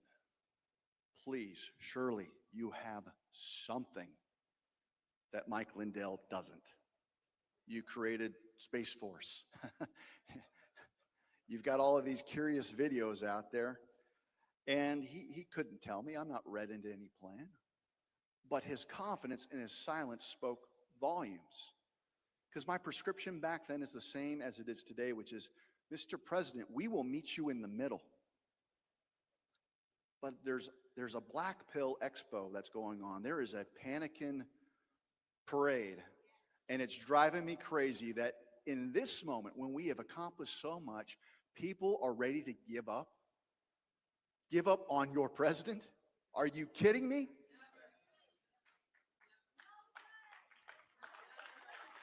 He never left. He never gave up on you. But let's hear it from him. I'm 45, 46, and 47, if you think of that. I just don't want the credit for 46. They indict their political opponent. And what that does is it sets off a chain of events that's very dangerous in future years. It could happen to them very easily. The reason Crooked Joe and his thugs are trying so hard to stop me is that in my first term, I disrupted all of it. Oh, did I disrupt? That was called major disruption. And in my second term, which we're sort of having now, but I don't want the results, right? Okay, second term, that was on the campaign trail. And we've talked about this idea legally. Can you have someone who is devolved into a commander-in-chief without sitting in the White House? And the answer is yes, you can, legally. This is all a byproduct of continuity of government. And this might be unimaginable to some of you. But how else do you explain the walking red pill dispenser that was Joe Biden?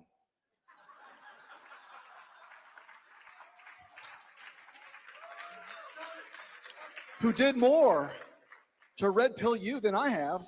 All he had to do was just walk around. That's all he had to do. And Democrats were like, I think I want to be a Republican. But that might not be enough. See, we here have talked about elections as a national security issue. And if you listen to the commander-in-chief, he's been saying the same thing. Voter ID is part of Homeland Security. Think of it. We're talking about two separate items, but they're really the same. Voter ID is part of Homeland Security. And citizenship, proof of citizenship, is part of Homeland Security. Okay, so he's telling you there. Now, this continuity of government idea that's just so crazy for many to embrace. I'm going to let you see this next video, and we're going to talk about it. And all I'm going to ask you to do is to not walk past what you're about to see. This is the immigration chart that Trump kept pointing to. It's also the same chart that he was pointing to when he was nearly decapitated. And in the bottom corner, on April 1st, 2020, the president tells us he left office. That's odd, because I could have swore I saw him finish the term and the usurper occupy the White House. And if you think this is a typo, he only showed it at about every single rally. So you think that they would have fired the intern, got you a chart that doesn't say that he left office. But at the RNC in 2024 with his bandage, he puts this on every single screen at the convention center and tells you, by the way, I left office that week. Now, guys, is he insane for saying that? Does he have worse dementia than Joe? I don't think so, but I think we're going to get a taste of it here. Just a second. Play this out. There's the RNC. Look at the arrow. Look at everything that's going on around him. Look at And this. that was my last week in office. And that was my last week in office. Say it one more time. And that was my last week in office. Guys, he never left. He never quit on you.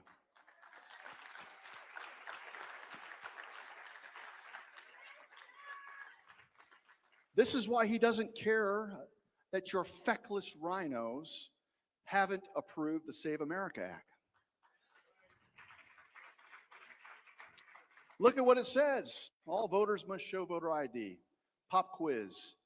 Did he not issue an executive order that requires that anyway? Okay.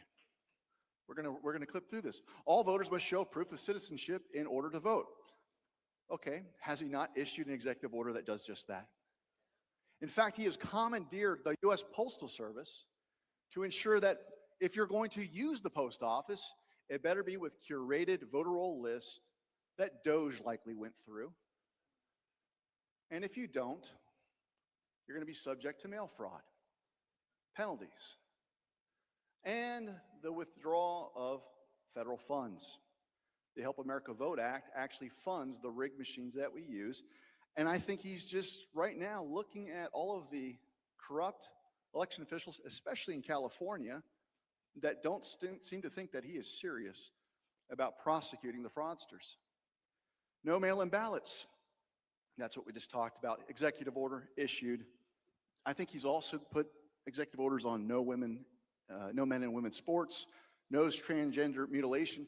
He is operating through the executive power without any need of Congress. He's the executive. So he's already got laws on the books that are drawn from congressional acts that are already on the books. He doesn't need new legislation to enforce HAVA or the Voter Roll Act. So that's quite interesting. But he's telling you, I don't need Congress, because when you read this Truth Post a while back, it says the Democrats refuse to vote for voter ID or citizenship. To be fair, that also includes Republicans like John Thune and people that won't even bring it to a vote. The reason is very simple. They want to continue to cheat in elections. This was not what our founders desired. I have searched the depths of legal arguments not yet articulated or vetted on this subject, and will be presenting an irrefutable one in the very near future. That's the discussion we're having right now, folks. There will be voter ID for the midterm elections. But this is my favorite part. I feel like Vanna White.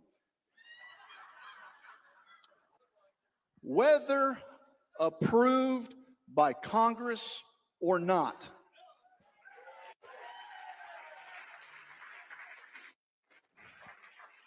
Those are what we call fighting words. And he goes on to say, this also applies to the mail-in ballots.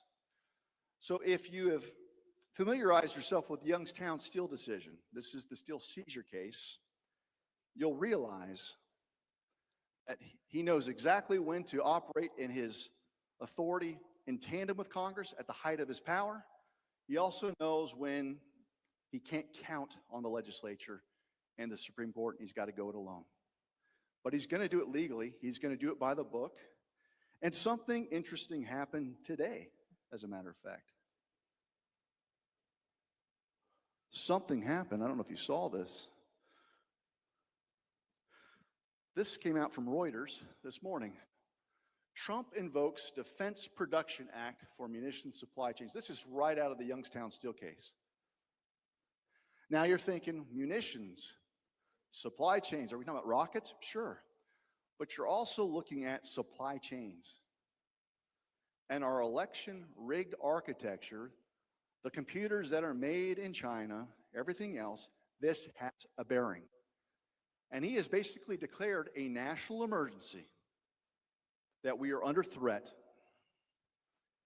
And that allows him to do all kinds of things, including using the greed of Washington against itself because the military-industrial complex wants its money. So Trump has demanded that they infuse the Save America Act within this bill. You want the money? You're going to restore elections. Now, he's trying to make sure that he's got protections legislatively, but he can still act.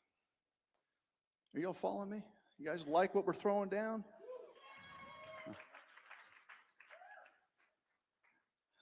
The problem that we're running into is that so many people are confused because they think Trump has the responsibility to tell you what he's doing. And I think that's a lot of the frustration we have in the conservative movement is he said one thing and he did another. It's called tactical misdirection, folks. It's permissible deception under a war dynamic. So, you know, what looks like chaos about Bill Pulte serving as acting DNI, and I think that's a fantastic pick. But do you think William Pulte would have been approved by our Senate? He wasn't. So what you're seeing is this wonderful, tactical, musical chair dance that's been happening with all of his first approved cabinet members. And I'm telling you right now, if the swamp didn't have some level of confidence with every single one of those folks, they wouldn't have been approved. Doesn't mean that they're bad people. It just means that they think that they can stop them, run interference, slow them down. But you'll notice, while Tulsi got in, there was no chance in hell this guy would have gotten in. Now he's in for at least 210 days.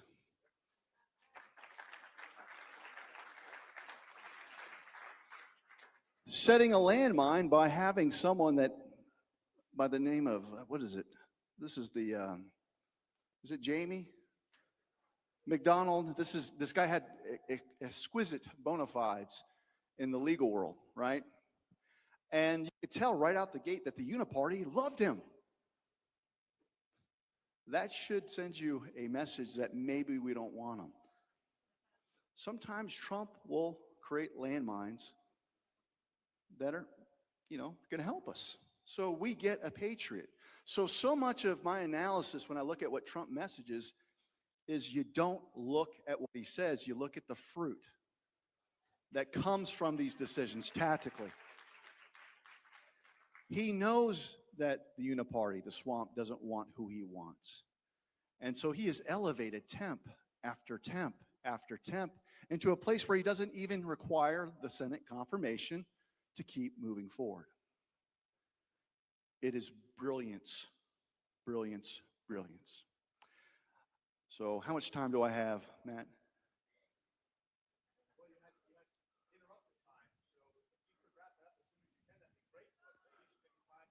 Okay, I'll see what I can do. Oh, they like me. Oh, they like me. Oh.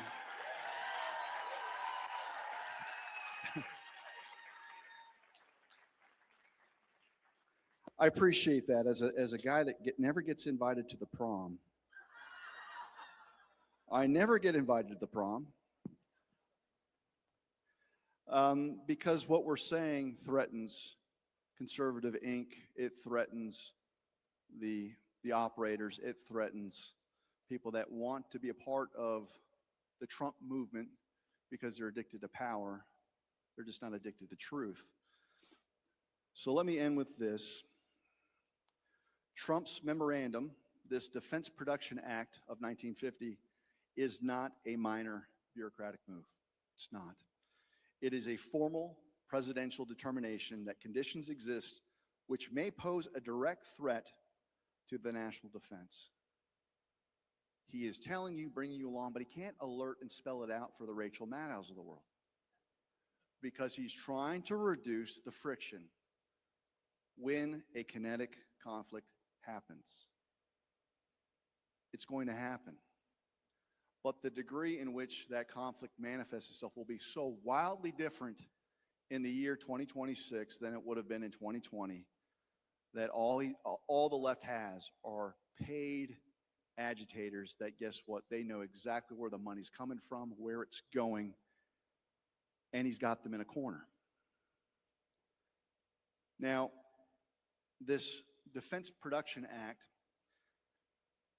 it's a predicate that's needed for this third budget reconciliation package. This is the $300 billion in additional mandatory defense spending. But the fact that he's attaching the Safe America Act provisions within it should not be lost on you. These are signs and evidence that he gets it. And he's maneuvering in a way that is just so subtle. It's beautiful. Trump is acting like Lincoln. You have to understand Lincoln to understand what Trump is doing. Lincoln did not have the legislature. He did not have the Supreme Court.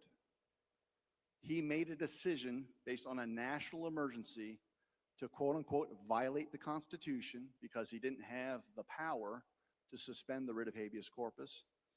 But he looked around and said, there's other provisions in the Constitution that I have to obey. I've got to put down the rebellion. I've got to put down the slave trade confederacy. And now we enter into a new epoch where we're still slaves. They just don't use whips anymore. They use machines.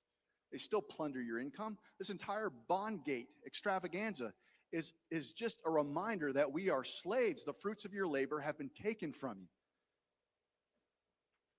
So I'm going to leave on a high note. We are not alone. Trump's not going to save you? Well, he's going to do his part. I guarantee you that. He's doing his part. And if a bullet to the ear, assassination attempt number 1, 2 hasn't gotten your attention, the deep state is deathly afraid of that man, and they know their days are numbered.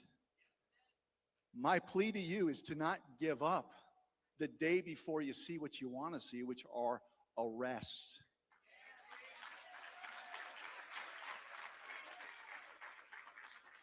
So why I don't really care about the dysfunction of the DOJ, I've prosecuted a racketeering case. Have you?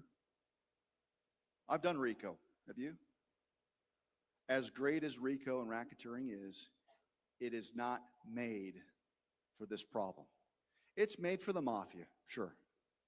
But if you think it's made for the traitors within the CIA, Department of Homeland Security, former presidents, you have no clue what you're talking about. There's a line that goes down a different path called a tribunal.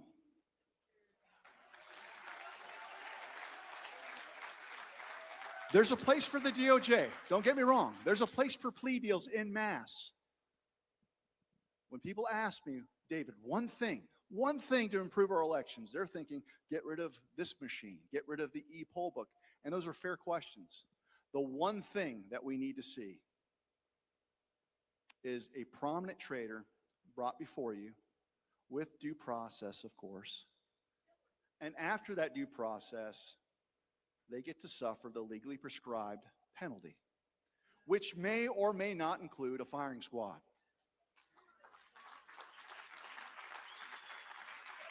Then all of a sudden, your clerks are going to start paying attention to executive orders. All of a sudden, it's like, I didn't know I was violating the law. How can I help? Oh, you don't want to use this black box? Neither do I. I've always hated them.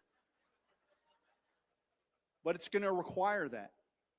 So my plea to you is a man who's only spoken with the president one time. I don't pretend to be his best friend, though you've got my number. Call me. Let's be friends. I'm a big fan. I'm not going to give up on the man. Not going to do it. Don't give up on the president. When it comes, and it will come, we're going to have our nation back, but we're going to have a whole new set of problems, which is the shoulder. The people that are here, you're going to be the ones that are counting the votes. Not Dominion, not Liberty vote. We're going to take the baton. There is a place for we the people. But right now, it's to equip yourselves with truth, to shout down the lie, place faith in God Almighty that He's got a plan for this great nation, He's not done with us. Peace and authority, folks. So thank you so much for being here. God bless you. And please support Greg, support Kathy O'Brien. Let's lift up our patriots. God bless you. I saw you put Kathy's stuff on your site just for donations. You need it too, though. You've got subscribers that have come on for your videos. They're kind of helping you through. I mean, the kids aren't starving. You're getting by. I'm getting by. In fact, don't support me. Support Kathy and Greg, because one of the beauties of being poor is I'm a less attractive target to sue. People say, why haven't you been sued? Because I still have crappy cars and a crappy house. My cabin burned down. It makes me judgment proof. But the Lord has provided one. But I really want to, I promised Kathy when I saw her yesterday, I didn't know about Greg's circumstances, but folks, look at this room. We can change their lives today, and let's do that. Let's keep the fighters fighting. Yeah. Hey, before you go, so you're a national treasure. You're doing great work. You went. How many states have you been to? How many have you missed so far? I hate to say this. Where's Mac Warner? The only place I haven't been invited is West Virginia. I've been to all 49 states, but not West Virginia. Probably because Mac was doing a good job. Well, you've been there with us, so you're going to be out there with us on June 27th, the private meeting that we're doing. No way! You got to be there. I'll talk to my wife. Yeah, talk to the supervisor. Gosh. Oh my gosh! Please, God, we could have a conversation. Maybe I make her a deal she can't refuse. Okay. This is my only way out. This is why I gave a pitch to the president, because I know he's watching, is I'm going to the Grand Canyon, and I'm taking my kids and my wife there. We haven't gone on a vacation in a few years. And but if someone wants to send a military helicopter to pick me up to help the fight, my wife has actually given me explicit permission to leave her right there. She'll be so happy if I get picked up. But outside of that, I'm going to hang out with my kiddos. And yeah. Well, in this fight, family first, which we really are doing, right? It is a son of a gun. Jen and I have had to stop a number of times and say, okay, got to take a few minutes, take care of what's going on out there at the rings. Just one last question before I let you go, and I know we're a little bit behind schedule. Matt, we're just a little bit behind schedule. One quick question. Because you were doing all these presentations about the vote fraud 2020, you were going all over the country, you really just took it on yourself. You were attacked personally, your work, even your home, kind of a unusual thing there with the fire. And you powered on. Your wife is, which, by the way, all of us in here that have spouses and we've been in the fight some way, those spouses are, it's the difference between being able to be in the fight or not, right? So, but I have a question. You've become very articulate. You're so good. You're so precise in identifying these little hidden things showing that Trump never left. Was there a moment where that really catalyzed for you and suddenly, angels showed up with scripts or showed you where, and I realized, oh my gosh, it's not what I thought? Yeah, like I said, January 6th, if you see my latest video, Endurance, I give a testimony of what happened to me. And I'm not saying I saw angels, but I saw outlines. And you could say maybe you're on drugs or something. I know I look like it. I don't. But there was a download about how to see the man. And I feel like I've been put on this earth to protect that man's anointing. He's got an anointing, folks. And for me, I can't tell you why I know, other than I feel like the Holy Spirit is giving me a vision of clarity. But to see the man, to meet the man, to sit there, is to believe. And there's certain people that just carry light. And I pride myself when I was a prosecutor, I put thousands of people on the stand, and you've got to make snap judgments about who they are within seconds, minutes. You don't have time. And that intuition has trusted me, has served me. So when I met and visited with the president briefly, the man's got light and he's got truth, and you can't fake what this man has. And all I've needed to do is keep looking at the crumbs, picking them up, and making sense of it. This is not salacious stuff. This is just legal analysis. But for whatever reason, especially our attorneys, our egotistical, crappy attorneys out there, not all of them, we've got great ones here, but for the most part, they don't like talking about things they have zero experience with. And I would implore the attorneys out there to humble yourself and start learning about a different legal system, because there are answers there. And when they happen, we're all going to be studying them after the fact. But Juan, to answer your question, I got my own download. I was promised we're going to win. And it wasn't like this hopium thing. Like, I was bursting at the seams with a passion that serves me even today. I know I'm a little fatter, a little uglier than I was 6 years ago, but it hasn't left me.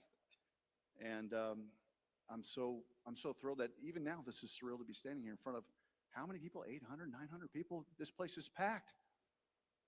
And you have loved me enough to sit here and listen through it. So thank you so much. All right. Professor, love you, bro. Seriously. You're national treasure. Thanks, bro. All right. Matt, who's next? Linda? Wow. And you're such a hot babe, and you dressed up for the occasion and everything. I should have dressed up more if I knew I was going to be on the stage with you. Oh my gosh.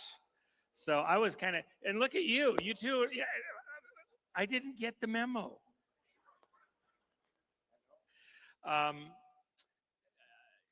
Linda, and by the way, Professor, the work you're doing, I think you hear a lot of people talking about, you know, this thing and this executive order, and it has been.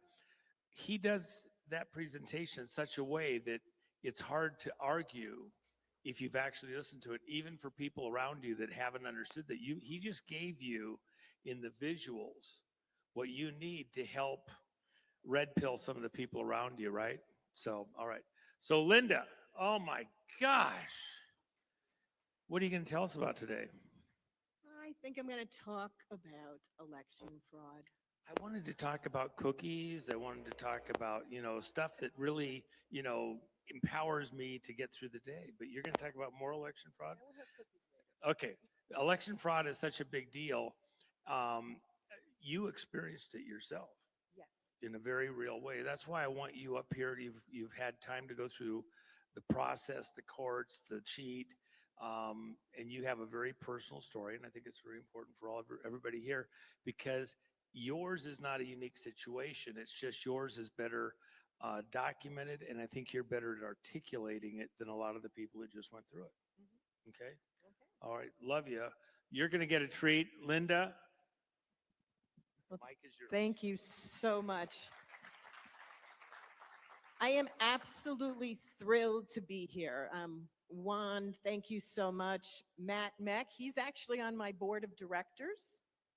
And I also have another board of director, Tim Barton, who's in the audience, who is undergoing incredible lawfare, and you'll be hearing a lot about that in the very near future. So I think the first thing I should let people know is how I got into this. I never in a million years ever thought that I would be involved with anything to do with elections, let alone everything that I've gone through. So back in 2014, I decided I was going to run for state rep in Middletown, Connecticut. Wet behind the ears, not really knowing how the system worked, and then you start seeing things that don't make sense. Why does my opponent's 4 adult children who haven't lived in Middletown in 20 years, married with kids in California, Massachusetts, and New York, voting for him from Middletown? Didn't make any sense. So what I did, what anybody else would do, you file complaints with the proper authority. In Connecticut, it's the state election enforcement. Useless. Absolutely useless. And yes, I do hold the record in the state of Connecticut for the most amount of complaints. I actually won, if you went legally, every single one of them. But when it came down to it, they never did what they were supposed to do. So anyway, I ran again in 2016, met my first ballot harvester. Didn't know it at the time, had no idea what a ballot harvester was. I just had this gentleman come up to me on election day in front of the one of the locations, and he had to show me all the names of all the people he got their votes for my opponent. And I'm thinking to myself, didn't you see my name tag? I'm a Republican and I'm his opponent. So it wasn't until 2018 that I realized how they were doing it. I spent a year and a half knocking on doors in the cold, since I'm from Connecticut, in the snow, in the heat.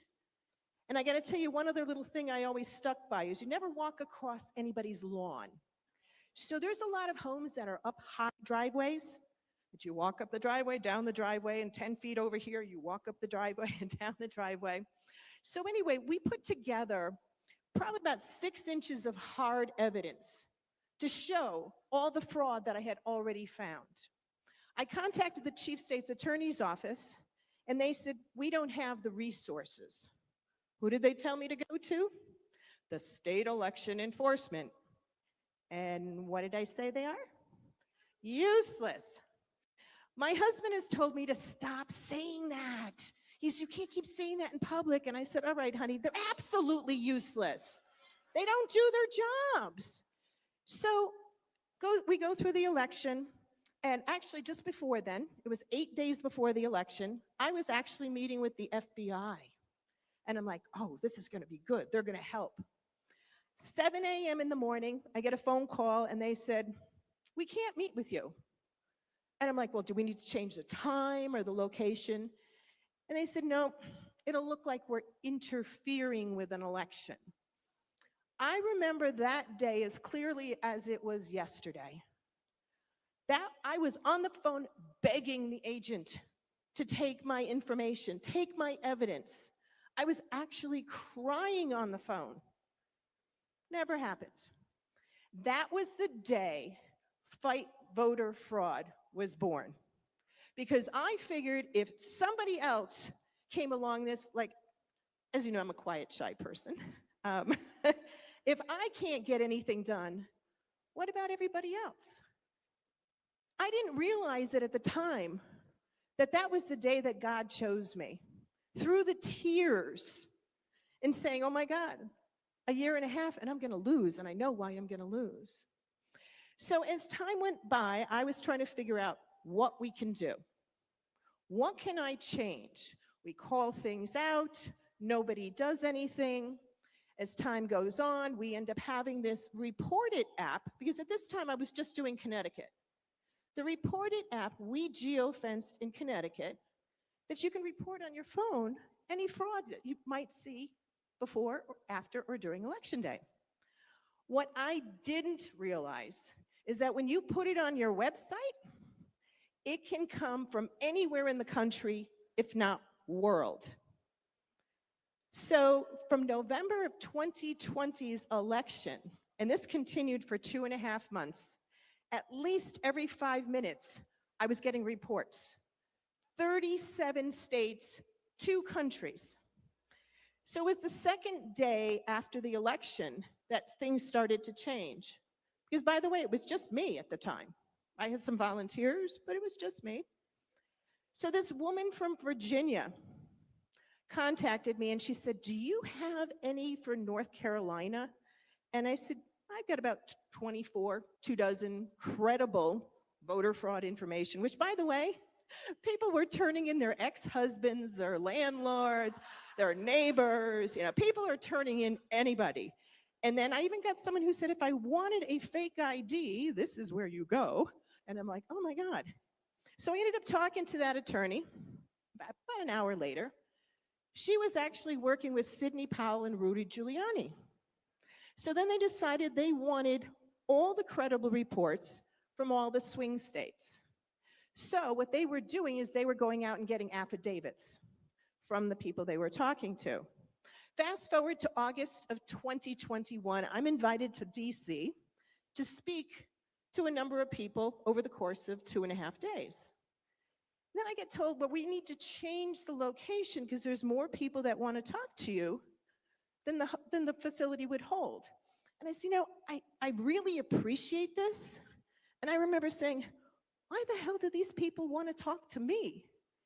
And that's when I was told, all those affidavits that President Trump would talk about, we actually supplied between 70 and 75% of them from our little organization and how everything went on.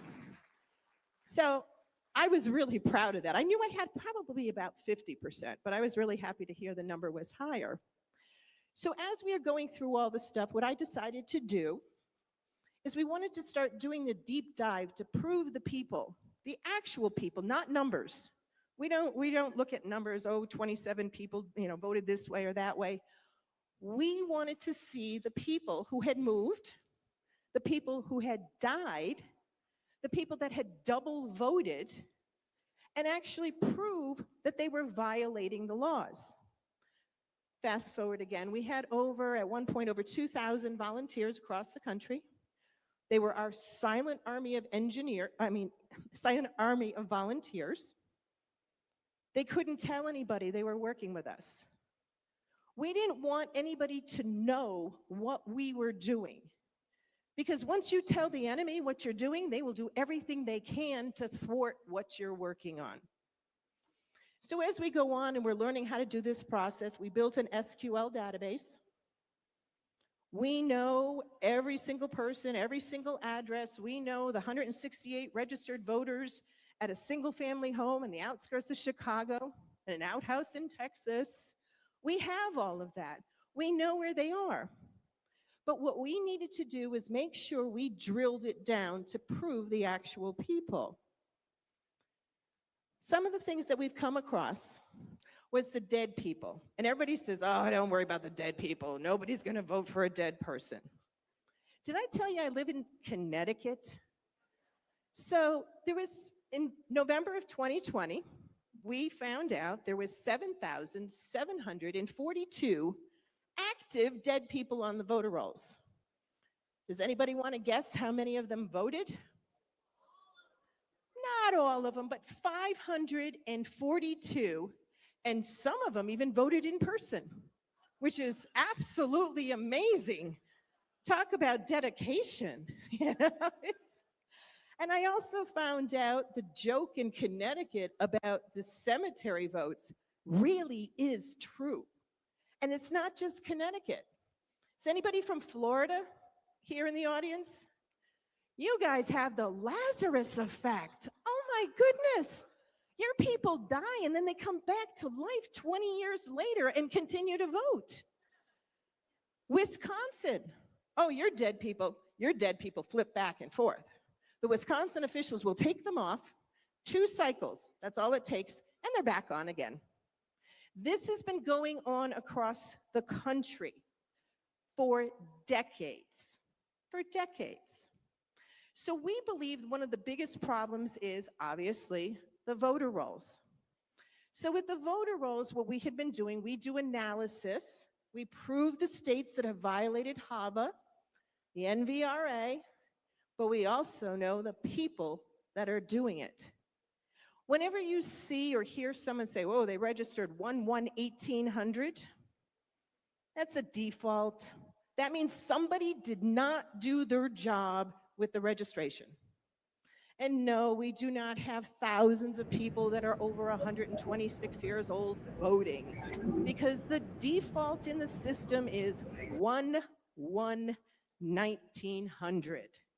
So anyway, what we do is we look at the people who should have been removed from the voter rolls.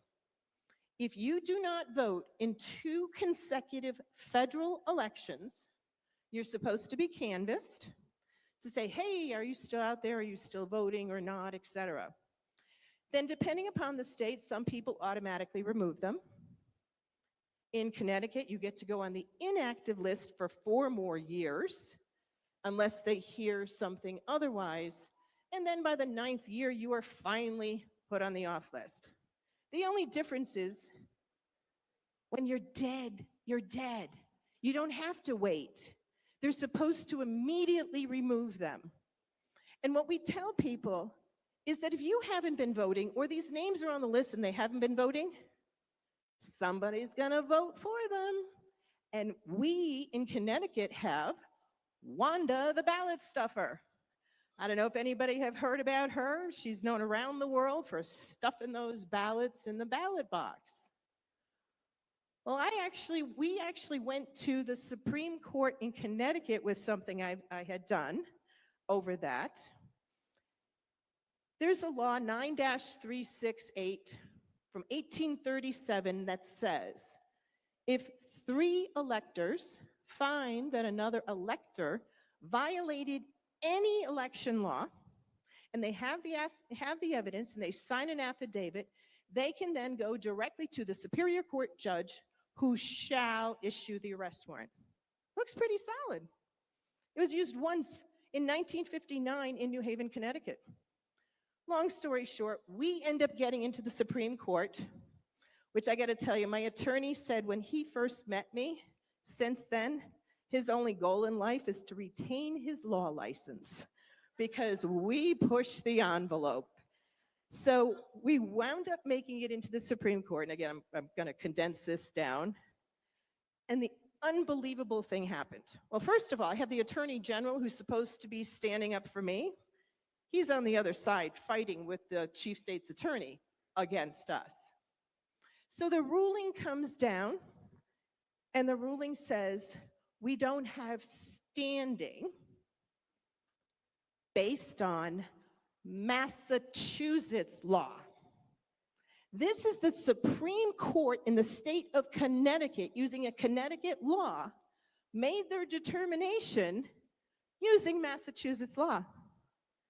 Now, recently, I was in New Haven, Connecticut, and someone had asked me about it, and I explained.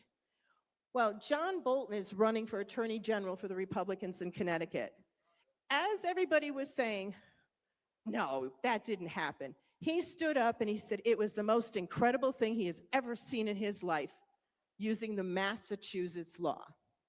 So we know that even our Supreme Courts within our states will go to any length not to follow the law. But that's not going to stop us. We are going to keep continuing on with what we're doing. And what our organization does now, we actually train people, everyday people. If you don't want to join a group, that's okay. But you know something? Every single one of you can do something in your own community. You know who died. You know who moved. You know there's not 27 people living across the street from you in that one tiny apartment building. So you can do something. And we actually, Matt, we have a little clip.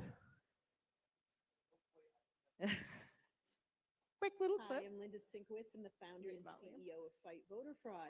We are launching Operation Verify Voters 2026, and we want to get everyone involved in every single state because you can make a difference. We will be able to train you. It doesn't take that long for the training. It's very, very simple because you know the people on your street, in your neighborhood who have moved or died. We want to make sure that the voter rolls are clean. We're going to show you how to do it. Go to our website, fightvoterfraud.org, or scan the QR code and we'll show you how. Thank you. It only takes about 15 minutes. 15 minutes of your time will show you what you can do. We'll hold your hand. If you have any issues, you can contact us. We're there for you. We've already had 27 states with people who have gone through our quick training. We've actually had success with our double voters. We had been sending double voters, and I'm not going to go into where we had sent them, but we are finally getting states that are doing something. A couple weeks ago, we got contacted by a police officer from New Jersey. They had our evidence with the letter from the Department of Justice on one of the people that had double voted, and they are pursuing it. We worked with a woman in Montana with 14 double voters. We reviewed all the work on that. She contacted me about a month ago. The FBI actually came to her house personally to get more information. They were actually doing something. So there's little bits here and there that things are getting done. Is it distressing sometimes when you're told, first of all, oh, there's no voter fraud? Or better yet, the way you're doing it, you're never, ever, ever going to have anything done. There's nothing you can do. You know what? I do not have a defeatist attitude. If we can make changes a little at a time, we can make things happen. And this is where we've started with things. Here's another thing. Every time we turn over a rock, we find more corruption. In Connecticut, and I use that as a base, and we are actually actively working in all 50 states with people. I was trying to figure out why, with all those dead people that we proved were dead in Connecticut, why there was still over 1,000 left on the voter rolls. We had been sending every registrar, certified mail, a book with everything, 100% evidence that these people are dead. We don't just take, it's not taking a picture of a tombstone. I've seen people try to do that. That's not how you prove someone's dead. It's crazy with all this stuff. We actually show where they used to vote, where they used to live. We give the obituaries. We match on first name, last name, middle name, and date of birth. So I started looking into why are they not doing their jobs in Connecticut? Well, I found out why. In August of 2020, against a whole bunch of things we went through, we found 100% proof that there were 40 towns in the state of Connecticut that could not legally run the election. Their election officials weren't certified. 2 years, state of Connecticut, you have 2 years to get your certification. You take an 8-hour course. Then you take a 2-hour test, which are yes or no or multiple choice.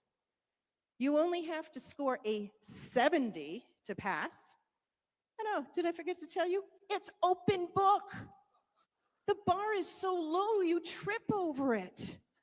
This is what we're dealing with. So what I did in May of 2025, and contrary to what the newspaper reports and Blumenthal in Connecticut and all the others say, I had not filed a complaint in 5 years, because I've been doing this since 2018. So what I did was I called the attorney. We had words in the past, but he did want to see me. I think he was just happy I hadn't sent anything in 5 years. And I said, I have got documentation, which I did. We had put it together in a book. We had scanned everything in, every single thing that we got from the towns, registrar of voters, attorneys, on every town with the proof we had. We had it in a comprehensive book. We had the laws that were being violated. He invited me the same day, can you get up here in the next 2 hours? Well, of course. I got there, met with him, met with several of the investigators. And I said, I do not want to waste your time. We have the Secretary of State on dereliction of duty. We've got these 40 towns, et cetera. And I said, what do you want me to do? They said, file the complaint. Okay, so I filed the complaint, which also had 1,300 pages on a thumb drive. And I brought it to the Department of Justice and with one of the Deputy U.S. Attorney Generals, gave him the exact same information. 2 weeks later, I'm back down there and I have a letter from the state election enforcement. And what did I say before? They're useless, absolutely useless.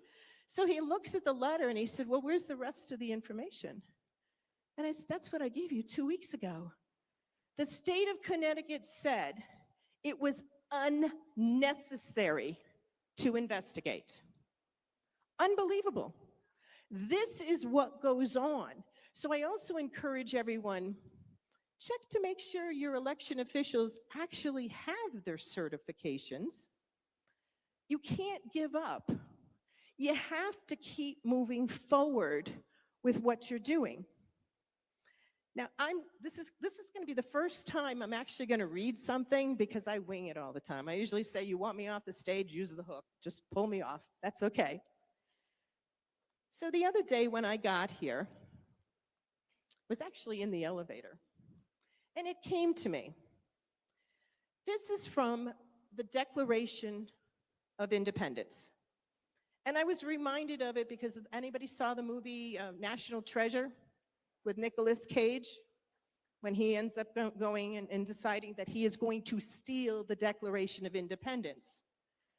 And this is what he read from the Declaration.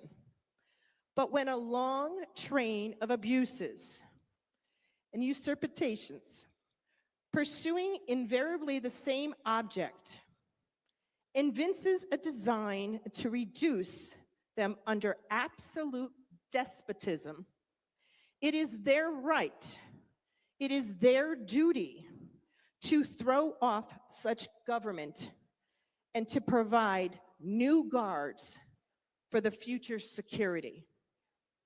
That's what it says.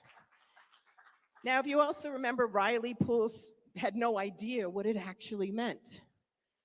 And what it means is if there's something wrong, those who have the ability to take action have the responsibility to take action. And that is what all of you are about. You have a responsibility.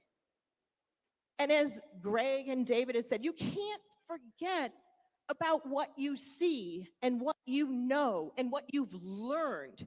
Even if this is your first time being exposed to the fraud, it is real.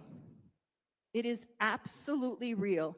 And every single one of you needs to do something. Don't think somebody else is going to do it, because it's your responsibility, your ears. God has you here for a reason. And that's the reason. You need to pass it on to as many people as you know. Yeah, there's going to be some people that think you're crazy. I like Greg and David, I've had death threats. I have my phone number out there, and I answer the phone to anybody that calls. There's been some times I wonder why I'm still doing what I'm doing, and then I remember everyone needs to make a difference, and this is where God has put me right now. I'm not the same person I was a few years ago, even a few months ago. I gotta tell you this funny little, it's funny, but it's not. My parents are 86 and 88 years old, both of them hard of hearing. And about 2 months ago, I stopped up their house. They're still fully active. They don't even take medication, whatever. So I said, Dad, I said, I gotta let you know, I'm not afraid to die. Well, Mom thinks, oh my God, you're dying, you're dying. And I'm like, no, Mom. I just need you to know that I do not have a fear of dying because of what I do. I don't. And I looked at my father, and my father says, neither do I. So if you have faith, you can't let fear of what people are going to say about you, what people are going to do to you. I walk around and I actually think I should be wearing a steel girdle, because then at least I could hear the thunk. I mean, the stuff that has been said about me is unbelievable. And you know what? I don't talk to media. I don't talk to the left-wing people in the media. I do talk to a few reporters that I know their work, that they'll actually tell the truth. And the other thing that has happened where I've had a lot of changes is 1.5 years ago, I started a TV show podcast. It's called Sinkowitz. It's spelled phonetically. I have usually a national guest on once a week. We tape this. I talk about 5 states. I do national stuff. I do vote notes, which means it's a longer story. I actually do international things, and I did have Brazil on like in the last week or two, so I thought that was something the other night when they were talking about Brazil. But I put together those shows myself on the stories I'm going to talk about. And up until January 1st of this year, I had tried to stay nonpartisan because my Fight Voter Fraud is a 501c4 nonprofit. We can be partisan. I have always been one vote for one legal voter. I have to stay this way. But I got to tell you, the Democrats and the left are out of their freaking minds. Even the stories that I have to read in the newspapers and online, anytime you see anything that's from PBS, NPR, or better yet, the League of Women Voters, honestly, whatever they say, do the opposite.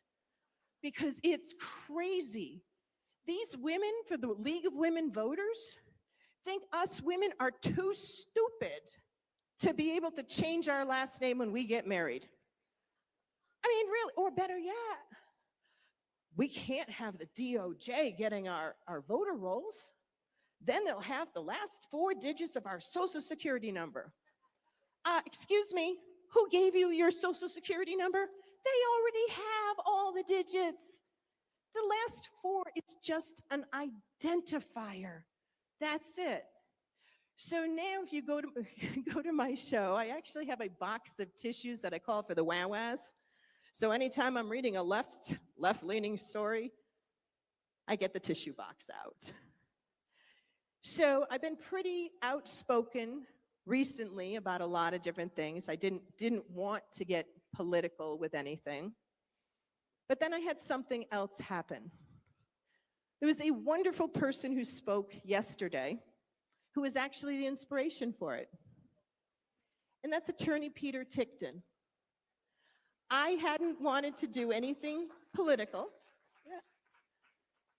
And I saw a couple of months ago, his publicist Adrian had sent out an email saying that he was interested in running and being the Attorney General.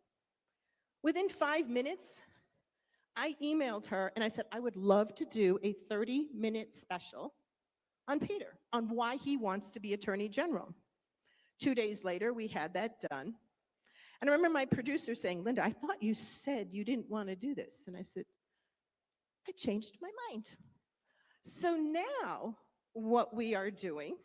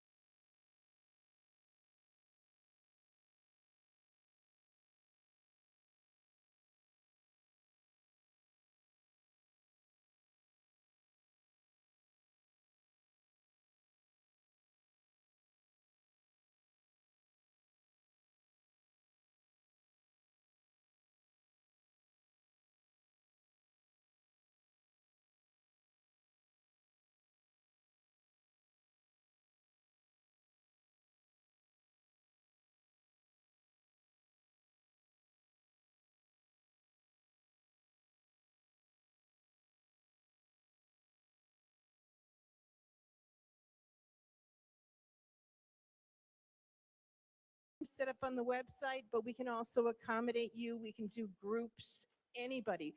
We need to make a difference. All of you here are here because you are supposed to be making a difference. Don't rely on anybody else. You have to help. So I want to thank you again and thank Juan for having me here and Matt and the whole crew. And if anybody is so inclined, we are a nonprofit. We do have to beg for money, so you can go to our website, fightvoterfraud.org. Thank you so much. Gotta have a hug. Thank you. All right, folks.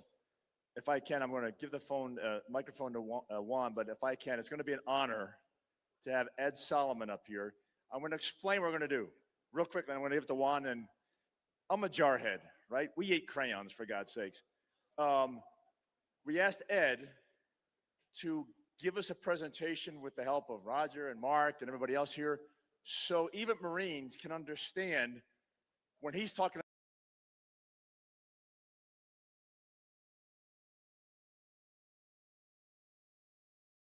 Pull up a cast vote record and analyze it for election fraud. How many judges can understand it? How many lawyers can understand it? This is why we can't have things in our elections that require specialized skill sets in order to understand how the counts get to where they are, because once something goes wrong, it takes an incredibly, what's the correct phrase for this? A very special niche of people to diagnose the problem, and then we have to compress it back down for the general audience.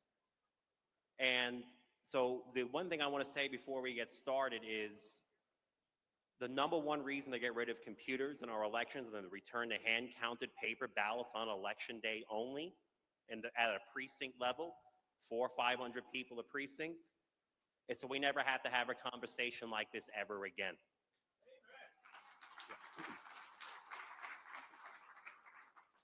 All right, now I wrote this article 1 year and 1 day ago, June 16, 2025. I was a bit black-pilled right then during Andy Thompson's case.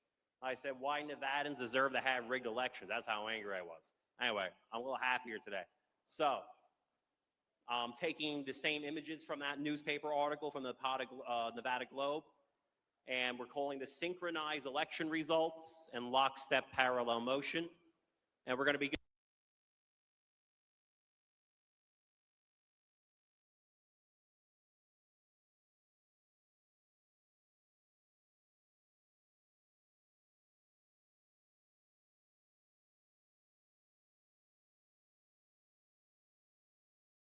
better to work with now.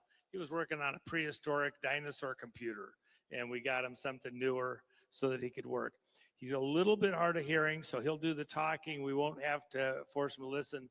But Ed, you have done some amazing work pulling these algorithms together and understanding what's going on, that even with all the experts that we've thrown at this stuff, you found things that nobody else found within the way these programs are working in the machines. And he's just a guy, but he's one of the great patriots in this whole thing. His material was presented at the White House the other day and got total respect, okay? So super guy. Ed, come here. Come here. One thing I want you to do, he's gonna have some needs. We're covering them. Anything, when you give us a handover to an authorized.1 or other things, or a direct to guy like this, you're not helping them forward so much as just backfilling on what they've already put in, okay?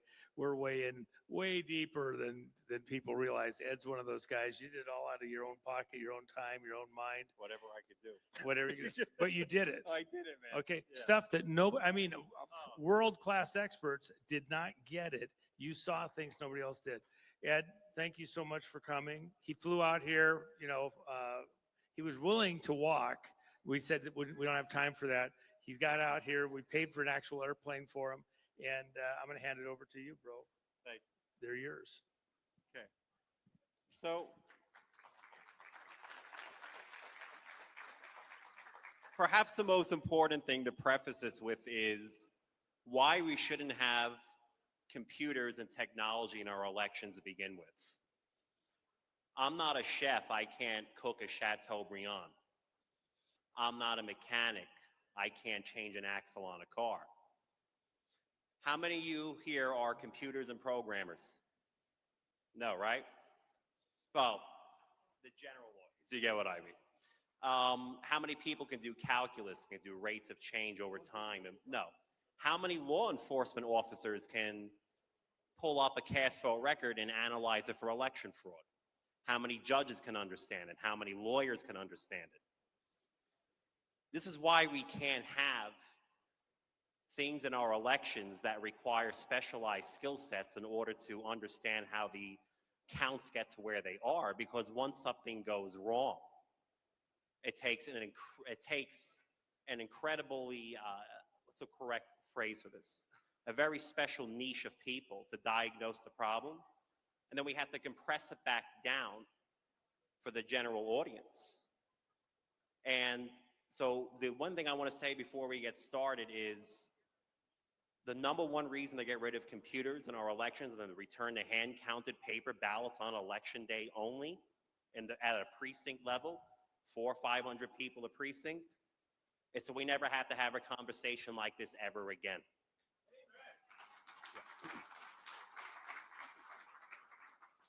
All right, now I wrote this article 1 year and 1 day ago, June 16, 2025. I was a bit black-pilled right then during Andy Thompson's case. I said, why Nevadans deserve to have rigged elections. That's how angry I was. Anyway, I'm a little happier today. So, I'm taking the same images from that newspaper article from the Nevada Globe, and we're calling this synchronized election results and lockstep parallel motion. And we're going to be going over Nevada 2024, Colorado 2020, and Maryland 2024. So I want to have Maryland in there because Maryland is done with ES and S, and Nevada and Colorado are done with Dominion. So it's not just one vendor, and they have the exact same graphs you're going to see. So when I show you one or two of these graphs, once you understand it, don't think this is the only place it's ever happened in.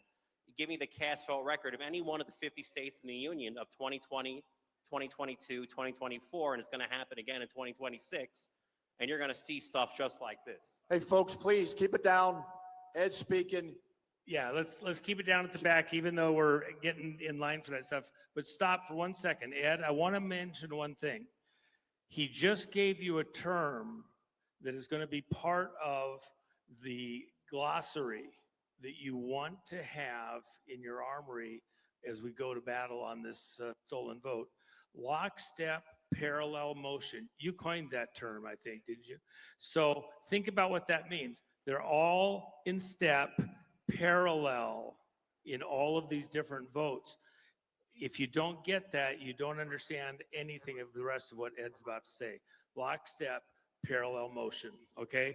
So I just want to make sure I emphasize that sticks in your head. You think that's right? You think that's right? Roger was talking. Okay. All right.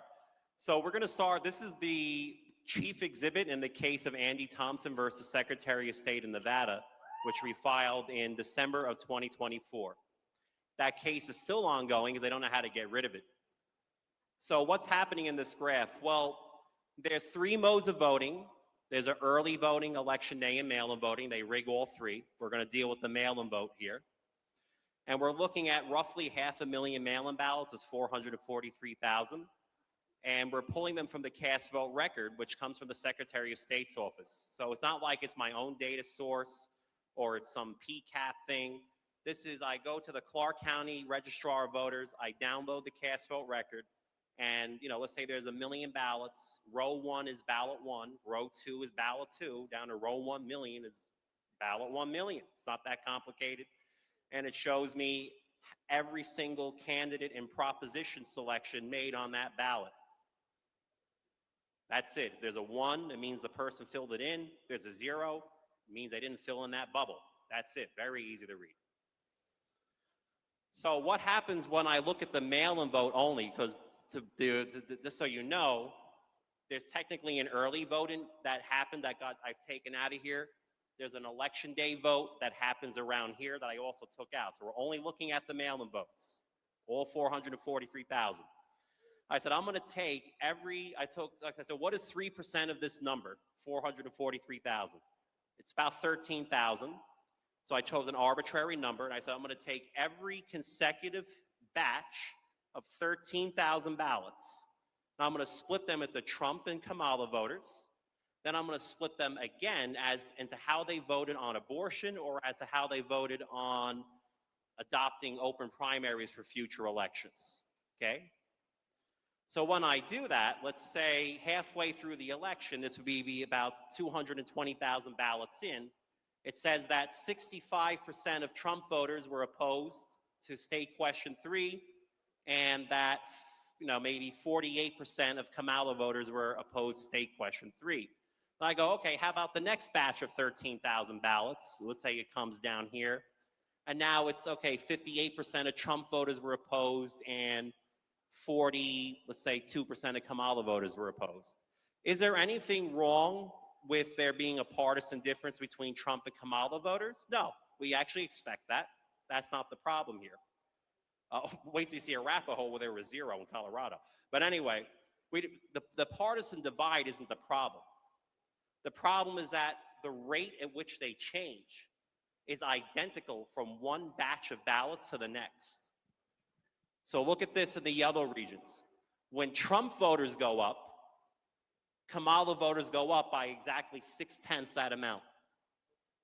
Then when Trump voters go down in the next batch of 13, Kamala voters went down by 6/10 of that percentage again. And then when Kamala voters went up, Trump voters went up in the yellow. And they go down, down, up, up, up, down, down. Like 85% of the ballots, that is 375,000 ballots! Almost 500,000 ballots were synthetically engineered. This has nothing to do with human behavior. Then after Election Day in the gray, is there any more synchronization here? No, it's all gone. They didn't have to rig anything anymore. Synthetically engineered elections, it's worse than rigged. It's completely fake. Now here you see the rates of change. So how do you get this graph? I subtract that peak from this peak, and I do the same thing for the Kamala voters at the same time. So I subtract the distance from peak to peak. Can anybody see the difference, other than one being 6/10 the height of the other? See the end, where they're out of sync? That's what a normal election looks like, right at the tail end. All right, we'll go to the next slide, Roger. I get very, I want to knock people out sometimes to talk about this. Keep going, Ed. All right. Keep going, it's good. Ed, you be loud, man. You be loud. All right.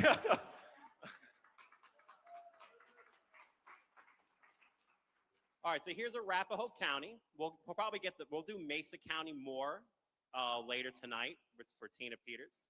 But this is Arapahoe County, Colorado. This is the 2020 general election.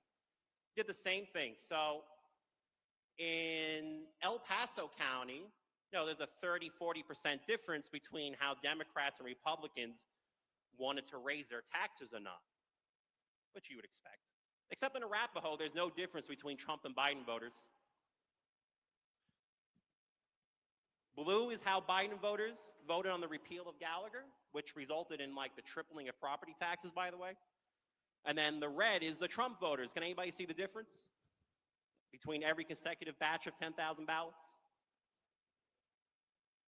So what I did here, and Roger does these, we'll take these cast vote records and we'll shuffle them millions of times. This is what an ordinary election would look like if the ballots just came in the mail random the way they're supposed to. That's what it's supposed to look like. Does that look like that? Oh. So the beauty of this synchronization, which the original term I used was lockstep parallel motion. Roger, go to the previous slide, the original. So the reason I got that more crazy term was because they're moving in lockstep. The lines are parallel, even if they are something called a linear thing.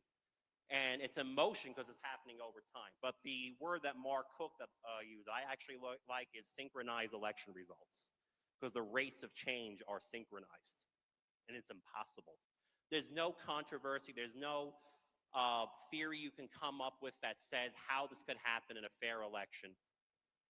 And this is why the Nevada Secretary of State has been running away from Andy Thompson now for over a year and a half. We haven't even had a merits hearing. Because who wants to have a merits hearing on that? It's over. All right. So this is Arapahoe, and this was the second exhibit we entered into the Nevada case. And initially, they didn't want to admit it because they said, well, this isn't from Nevada. Why are you giving us something from Colorado? Why? Because it's the same vendor, Dominion Voting Systems. It's also a historical example, which is technically neutral because that's from the state of Colorado. Now, what happened 5 years later after we entered that into the court record? Go to the next slide, Roger. Here it is again, the same graph you just saw for Colorado. Trump and Biden voters doing the same thing. Maybe the ballot window is a bit bigger than 10,000, that picture. And they said, oh, well, let's go change the cast vote record half a decade later without telling the judge, without telling the plaintiff, Andy Thompson, without telling the analyst, Edward Solomon, under oath for penalty of perjury. Let's just tamper with evidence across state lines without telling anybody. Same file name, same file name, same everything, same file name. Yes, exactly. Same file name, same version number. Trump voters became the yellow line, and Biden voters became the green line, and they're no longer synchronizing their rates of change. Now I caught them by accident. Lady Draza asked me to help her in a Supreme Court case. There's something going on in Maryland. And I said, I want to make sure I have this proper for the Supreme Court justices. Let me make sure that nobody tampered with that data. Then I caught them, whole shebang. I called the FBI. The next thing you know, Arapahoe County was putting out apology statements for why they changed a cast vote record half a decade later without telling anybody.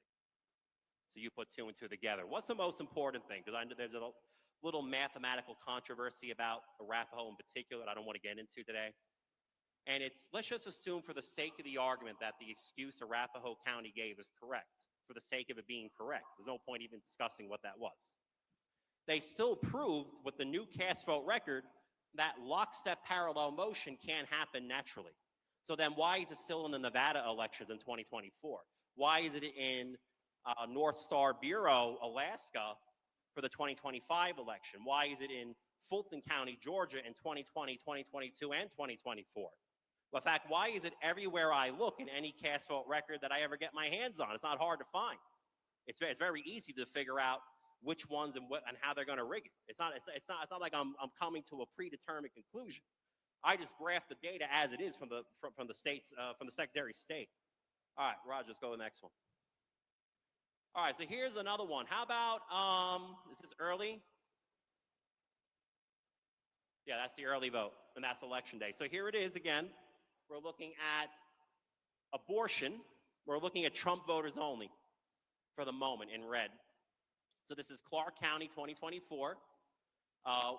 Do you want to have third trimester abortions or not? That's basically what the amendment was. So it says that in the early vote in both Clark County and Washoe County, that 70% of Trump voters were opposed. Exactly 70.00 in both counties. And then between the second part of the mail-in vote, we get to the election day vote. This is the election day. It says we went from 70%, which is more than 2 to 1 opposed, to 52% opposed to late-term abortion amongst Trump voters only.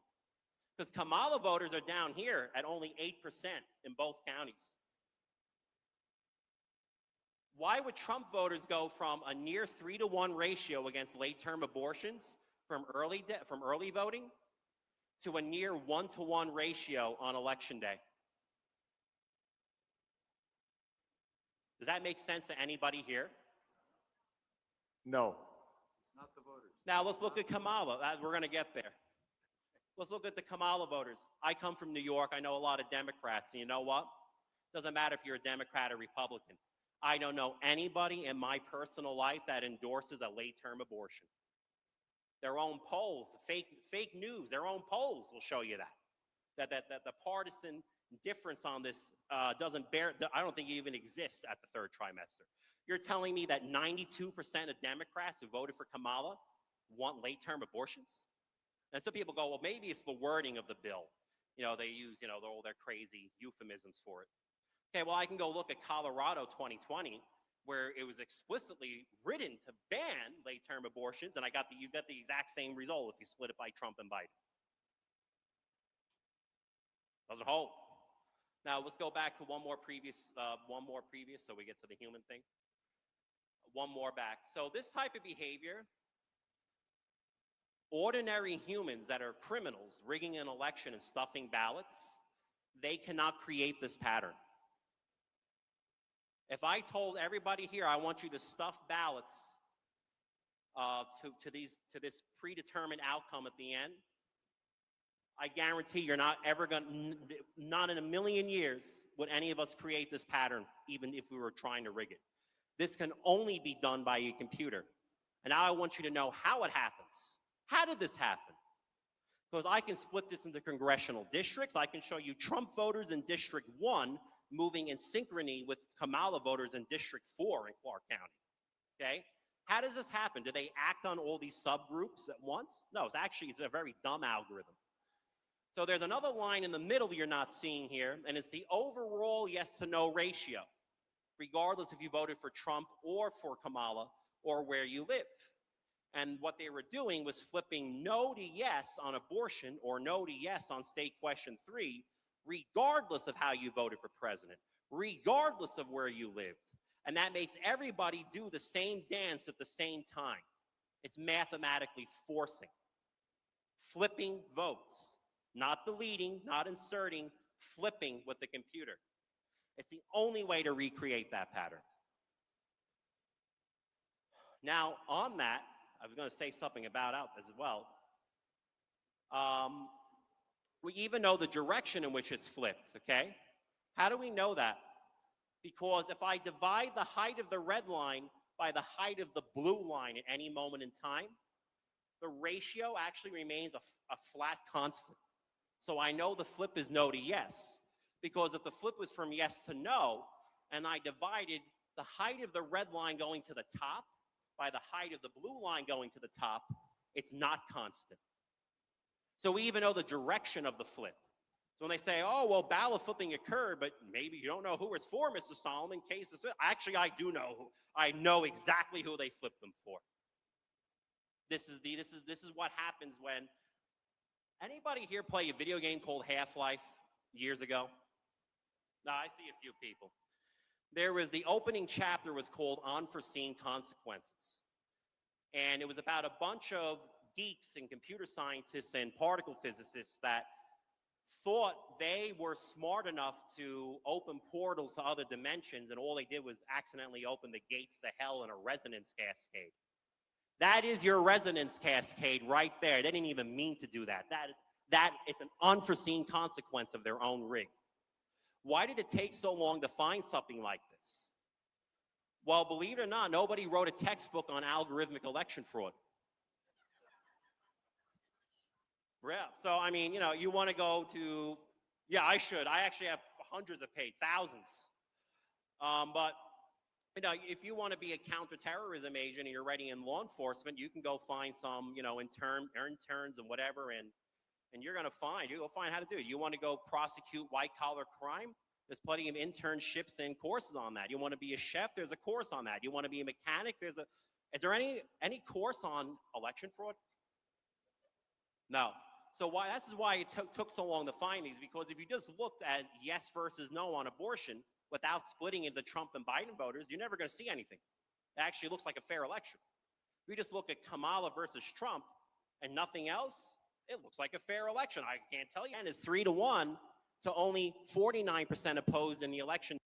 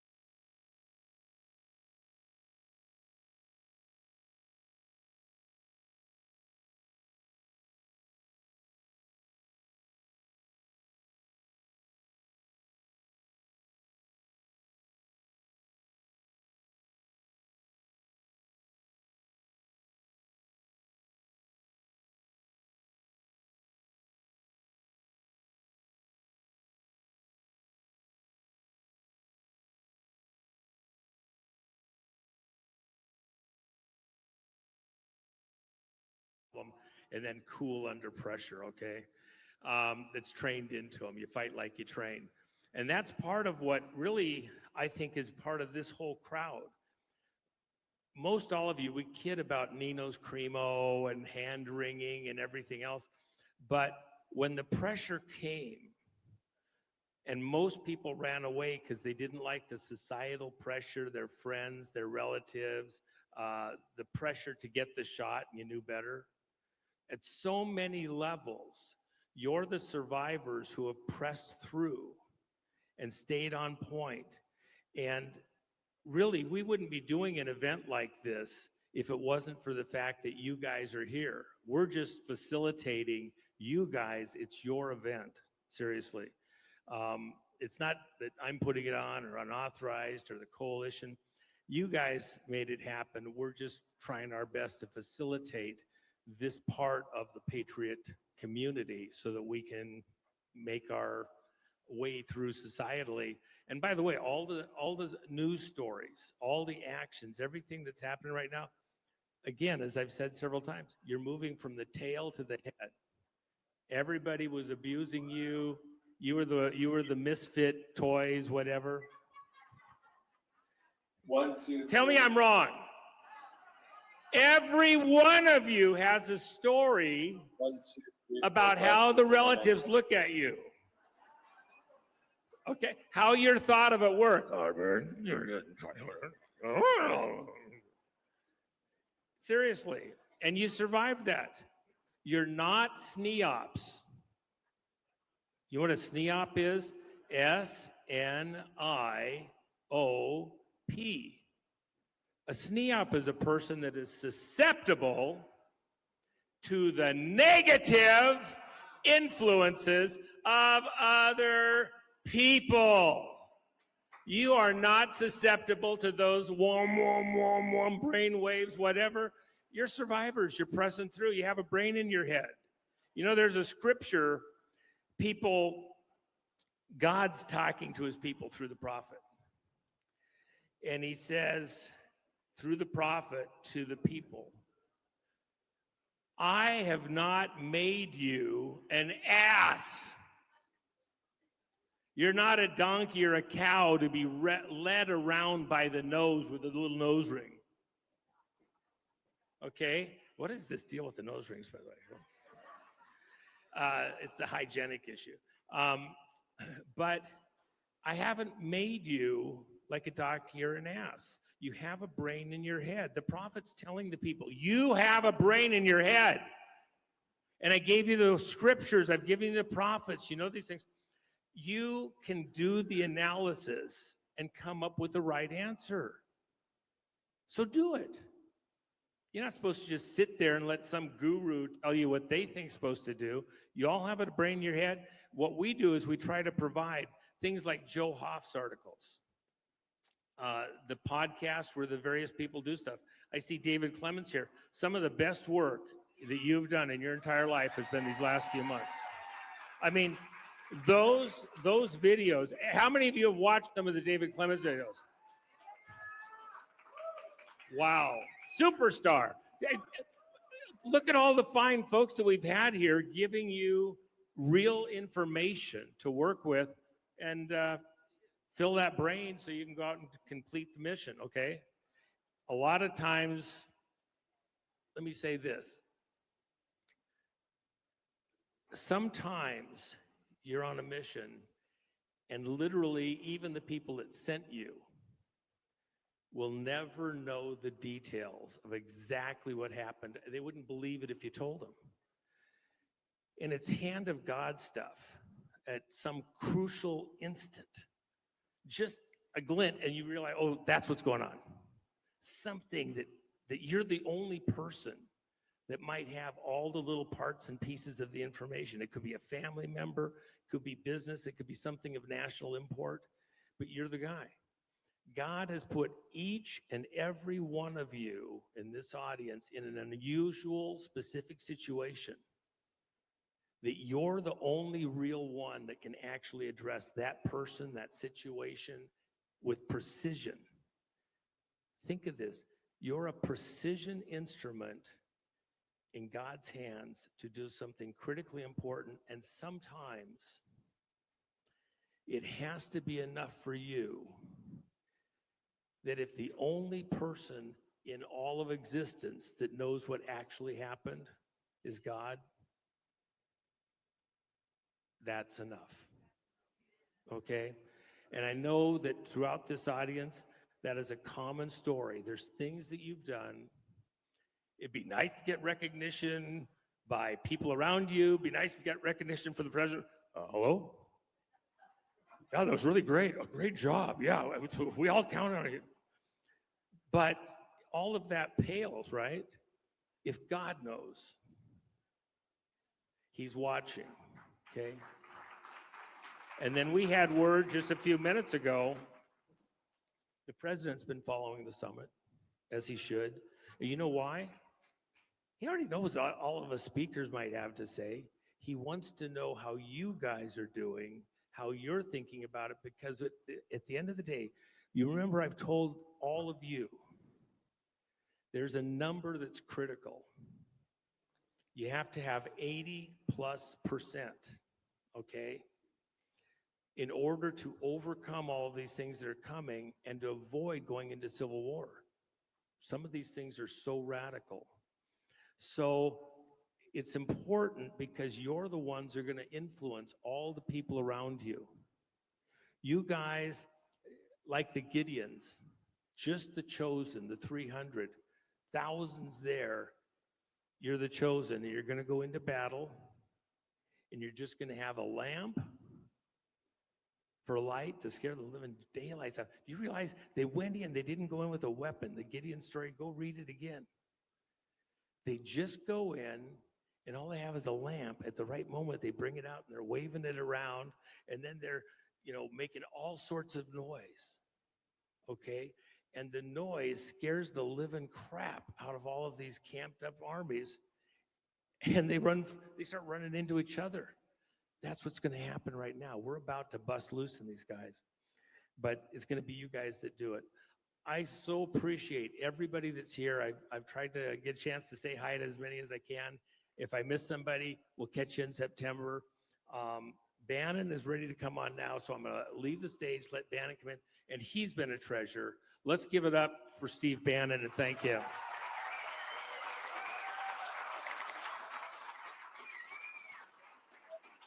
Listen, I want to take a minute, but Tom Cotton just put up a tweet that said that the confirmation hearing today for Jay Clayton is not going to take place, that Bill Polk will be the acting director of national intelligence. You saw the morning shows. All they were doing is sitting there and saying, hey, we need Jay Clayton in, because the first question we're going to ask him, was the 2020 election stolen? Well, Mark Warner, I can give you the answer of the summit out in Las Vegas. The 2020 election was stolen, and we're going to get the receipts in those intelligence agencies. They said we're going to get it. Ooh, freaking raw, Steve. The power of your summit. You had Eduardo Bolsonaro there premiering the film for you, the first time it's ever been seen. The very next day, the Supreme Court sentenced Eduardo to 4 years in prison. You had Rachel Maddow take her whole show to call you vigilantes. They are scared to death of what you're doing. And then last night, I was honored to be able to say a few words to you folks and play the Rachel Maddow thing. We got it to the president. The president obviously got other input, but you are having a major impact. From the halls of Congress, the United States Senate could not stand up to the power of the summit. And now we're going to get Bill Pulte in as Director of National Intelligence on an acting basis. And trust me,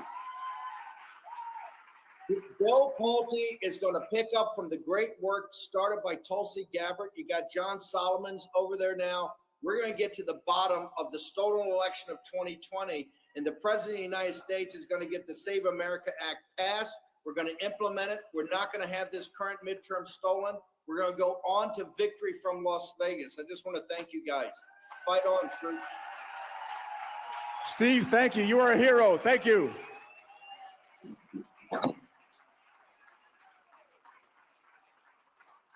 He texted me at 2 o'clock in the morning. Matt, why aren't you picking up? Well, it's 2:00 in the morning. But he said, please get me back on. I need you to have me on to tell the summit the power you have. And I want to give the mic back to Juan. We got another 15 minutes before Greg's on. He asked me to start this back in September. He knew something. Well, hold on, don't go anywhere. Gosh, you keep running off. I'm just his chief of staff, and I like just being his chief of staff. Steve and Matt have really bonded, and so they really team up really well together. But I don't know, have you been helping? Steve thinks he's telling this audience something we don't already know. 2020, it's not over yet. Hello? Jennifer wrote a whole song about this. Everybody here, you have it on the cards in your bags. How does it go? 2020, it's not over yet. Ha, ha, ha, ha, ha, ha. I hope Steve heard that. Okay.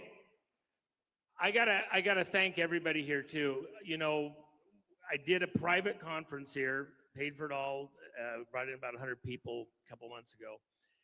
Decided we had it pretty well down, and we did another one with this.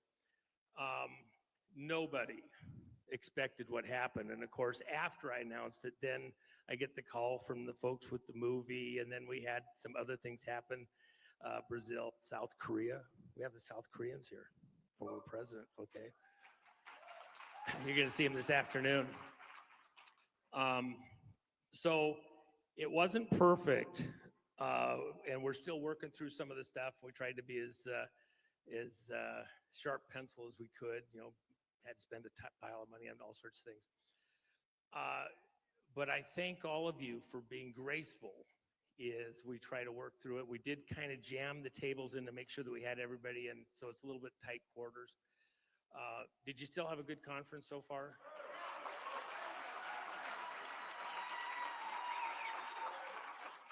One of the things that we were hoping, and we were told early on we were going to be able to pull it off, was to take the bar area out and then have it so it was more open across there. In fact, we'd actually go to that side. And then just with logistics, working through it, they just decided it just was going to be too close and they might be able to get stuff done that interfere with us. We have a great ally here with Don Ahern, with the Ahern Hotel and staff. Very important. I mean, they're running a business. They got to pay the bills, all the other stuff.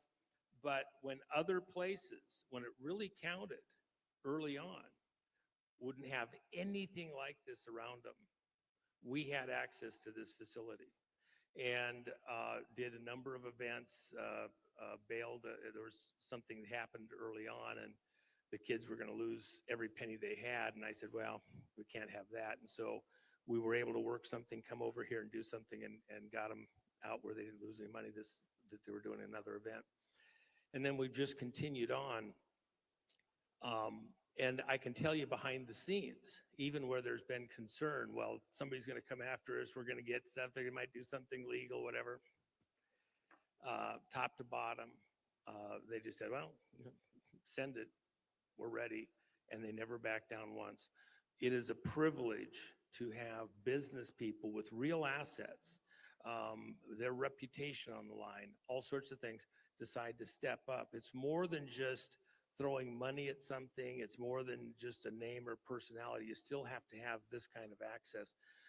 As a community, I can tell you that within the Ahern family, they're totally in support of things that we're doing. The president, they've had the president here in this room.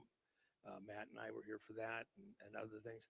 So you're blessed in ways that you don't even know, so that I would say it's a hand of God thing. He wants you to be able to do what you're going to have to do next. Why is the president following what you're hearing, what you're seeing, what you're understanding? Because you're going to be that Gideon's army at this critical moment. And I'd actually encourage all of you, go read that. Go read that section in the Bible. And then just kind of in your imagination, you can even find some Bible commentary to help you kind of think through what would that have been like? And they went into battle. They didn't have a sword. Okay? When the enemy ran, it wasn't from their sword, they were killing each other off. And when they were defeated, they didn't come back and bother Israel for a whole 50 years. Nobody did. When we beat the deep state at their own game, they're going to be wiped out, and we're going to bring peace, not just to America, but to the whole world. Think of all the lives, okay?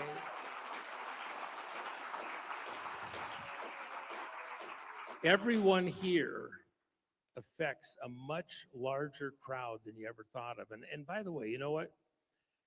Think of 10 years ago, 15 years ago, 20 years ago, everybody in this room, and the amount of influence you had in the community, how you thought and all that. You've grown up in the fight. You've been trained in the fight. You mentally have shown yourselves approved because you can process things, you can think for yourself, you're not going to be a SNEOP. You're the greatest audience of this type in the country, and you've got the greatest leadership here providing stuff. I mean, Trennis Evans, just another one of us, and rises all the way up to the top, dealing with stuff going right to the president, the J6ers, leading really a informational side into that community that I don't think anybody else even touches. We got a number of people I could stop and go, well, there's this one, this one, this one, this one, this, endlessly. The amount of leadership within the Patriot community that we have represented here as a cross-section is off the charts. Do you guys agree?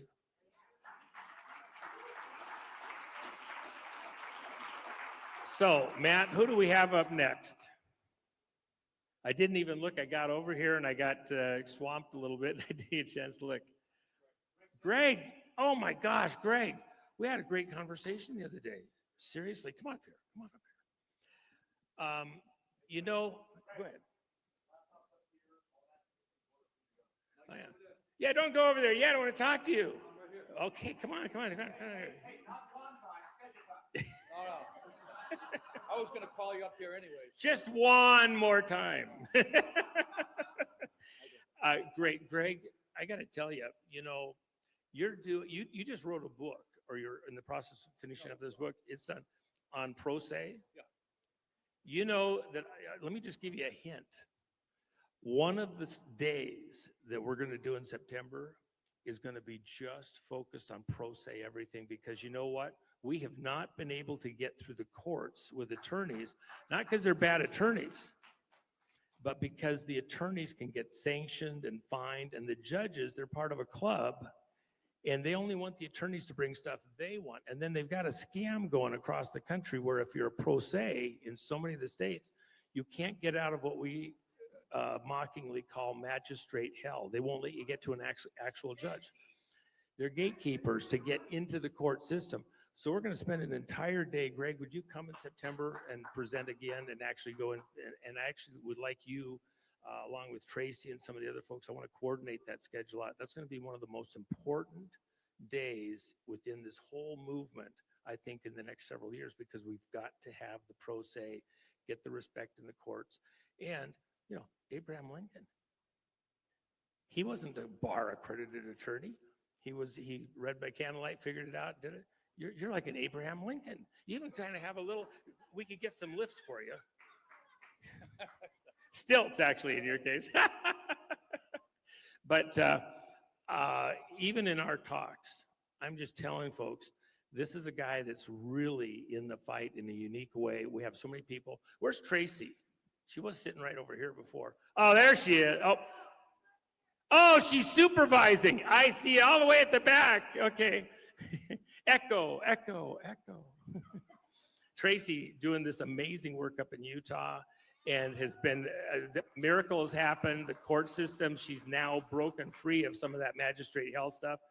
She's got one heck of a story, unbelievable story. And a mom, okay, doing battle just like Lloyd did and his brothers, all the way to the Supreme Court. We're not done there. It looks like it's dead. Hold on, okay? So, and it would never have gotten to the Supreme Court except that it was pro se. So you're doing the Lord's work. You just wrote a book. I'm going to hand the mic off to you, but you know what? Let me just say a prayer for you. Father God, what Greg's doing is so important. We pray for favor within the court system, the legal system, and out to the public.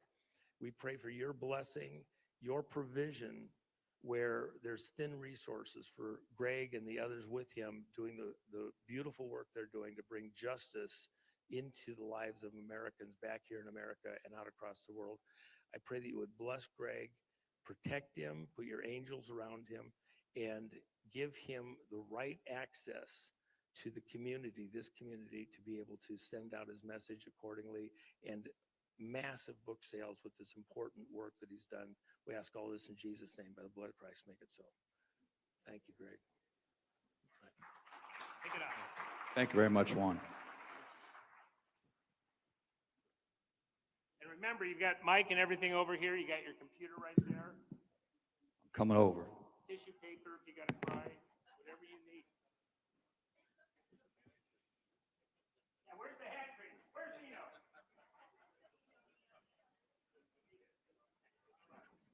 Oh, you know what? I got, hold on. Hold on. I got 20 seconds. Oh, I just used it. Here, what? 20 seconds. Okay, so you know what? Okay, you know what? For different reasons, I had a couple of guys come out here to join us. I've got Ethan and Wayne. Wayne's one of my mechanics. He's doing stuff. He's 15. He's a farm mechanic. So they'll pull the cab off, pull the heads off, pull the tranny out, do whatever. He doesn't even think about it. Well, he's been doing it since he was a baby. So yeah, they got baby pictures with grease on them and everything. He's working on the trucks. This guy could pick up the truck, okay, if you take a look at him. He looks like he's 25, been working out for 20 years. We got Wayne, kind of a genius in his own lane. His father and I did critical work for a long time together. In fact, his father's work was page 1 of the President's Daily Brief for many years, stuff that he doesn't even know. It's fun to have a young component here to begin to understand what's going on. They will be some of our leaders out in the future. We got some other young people out here, but I asked them to sit up front here with them. Roman, great guys.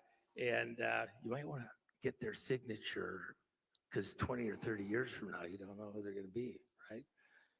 Thanks. Thank you, sir.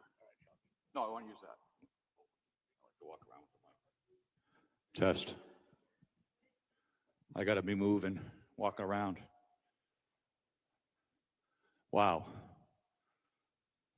Thank you all for being here.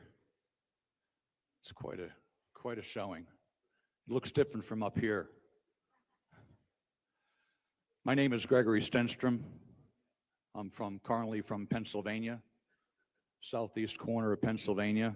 I'm about 15 minutes from the Delaware border, Joe Biden land, and 15 minutes from Maryland. So I'm tucked down in the county called Delaware County.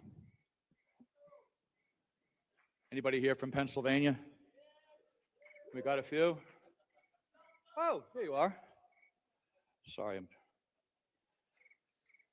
sorry, I'm just trying to. Joe Russo. Yeah. So that's my contact info here for anyone trying to get a hold of me. I mostly answer Gmail, mainly for storage. So anybody wants to reach me, there's that info there. I don't know if we're allowed to take screenshots or whatever, or photos, but. Say again? But, okay, hold on. No, I just make it go. Oh, okay. So this is the subject of the conversation for today, primary subject.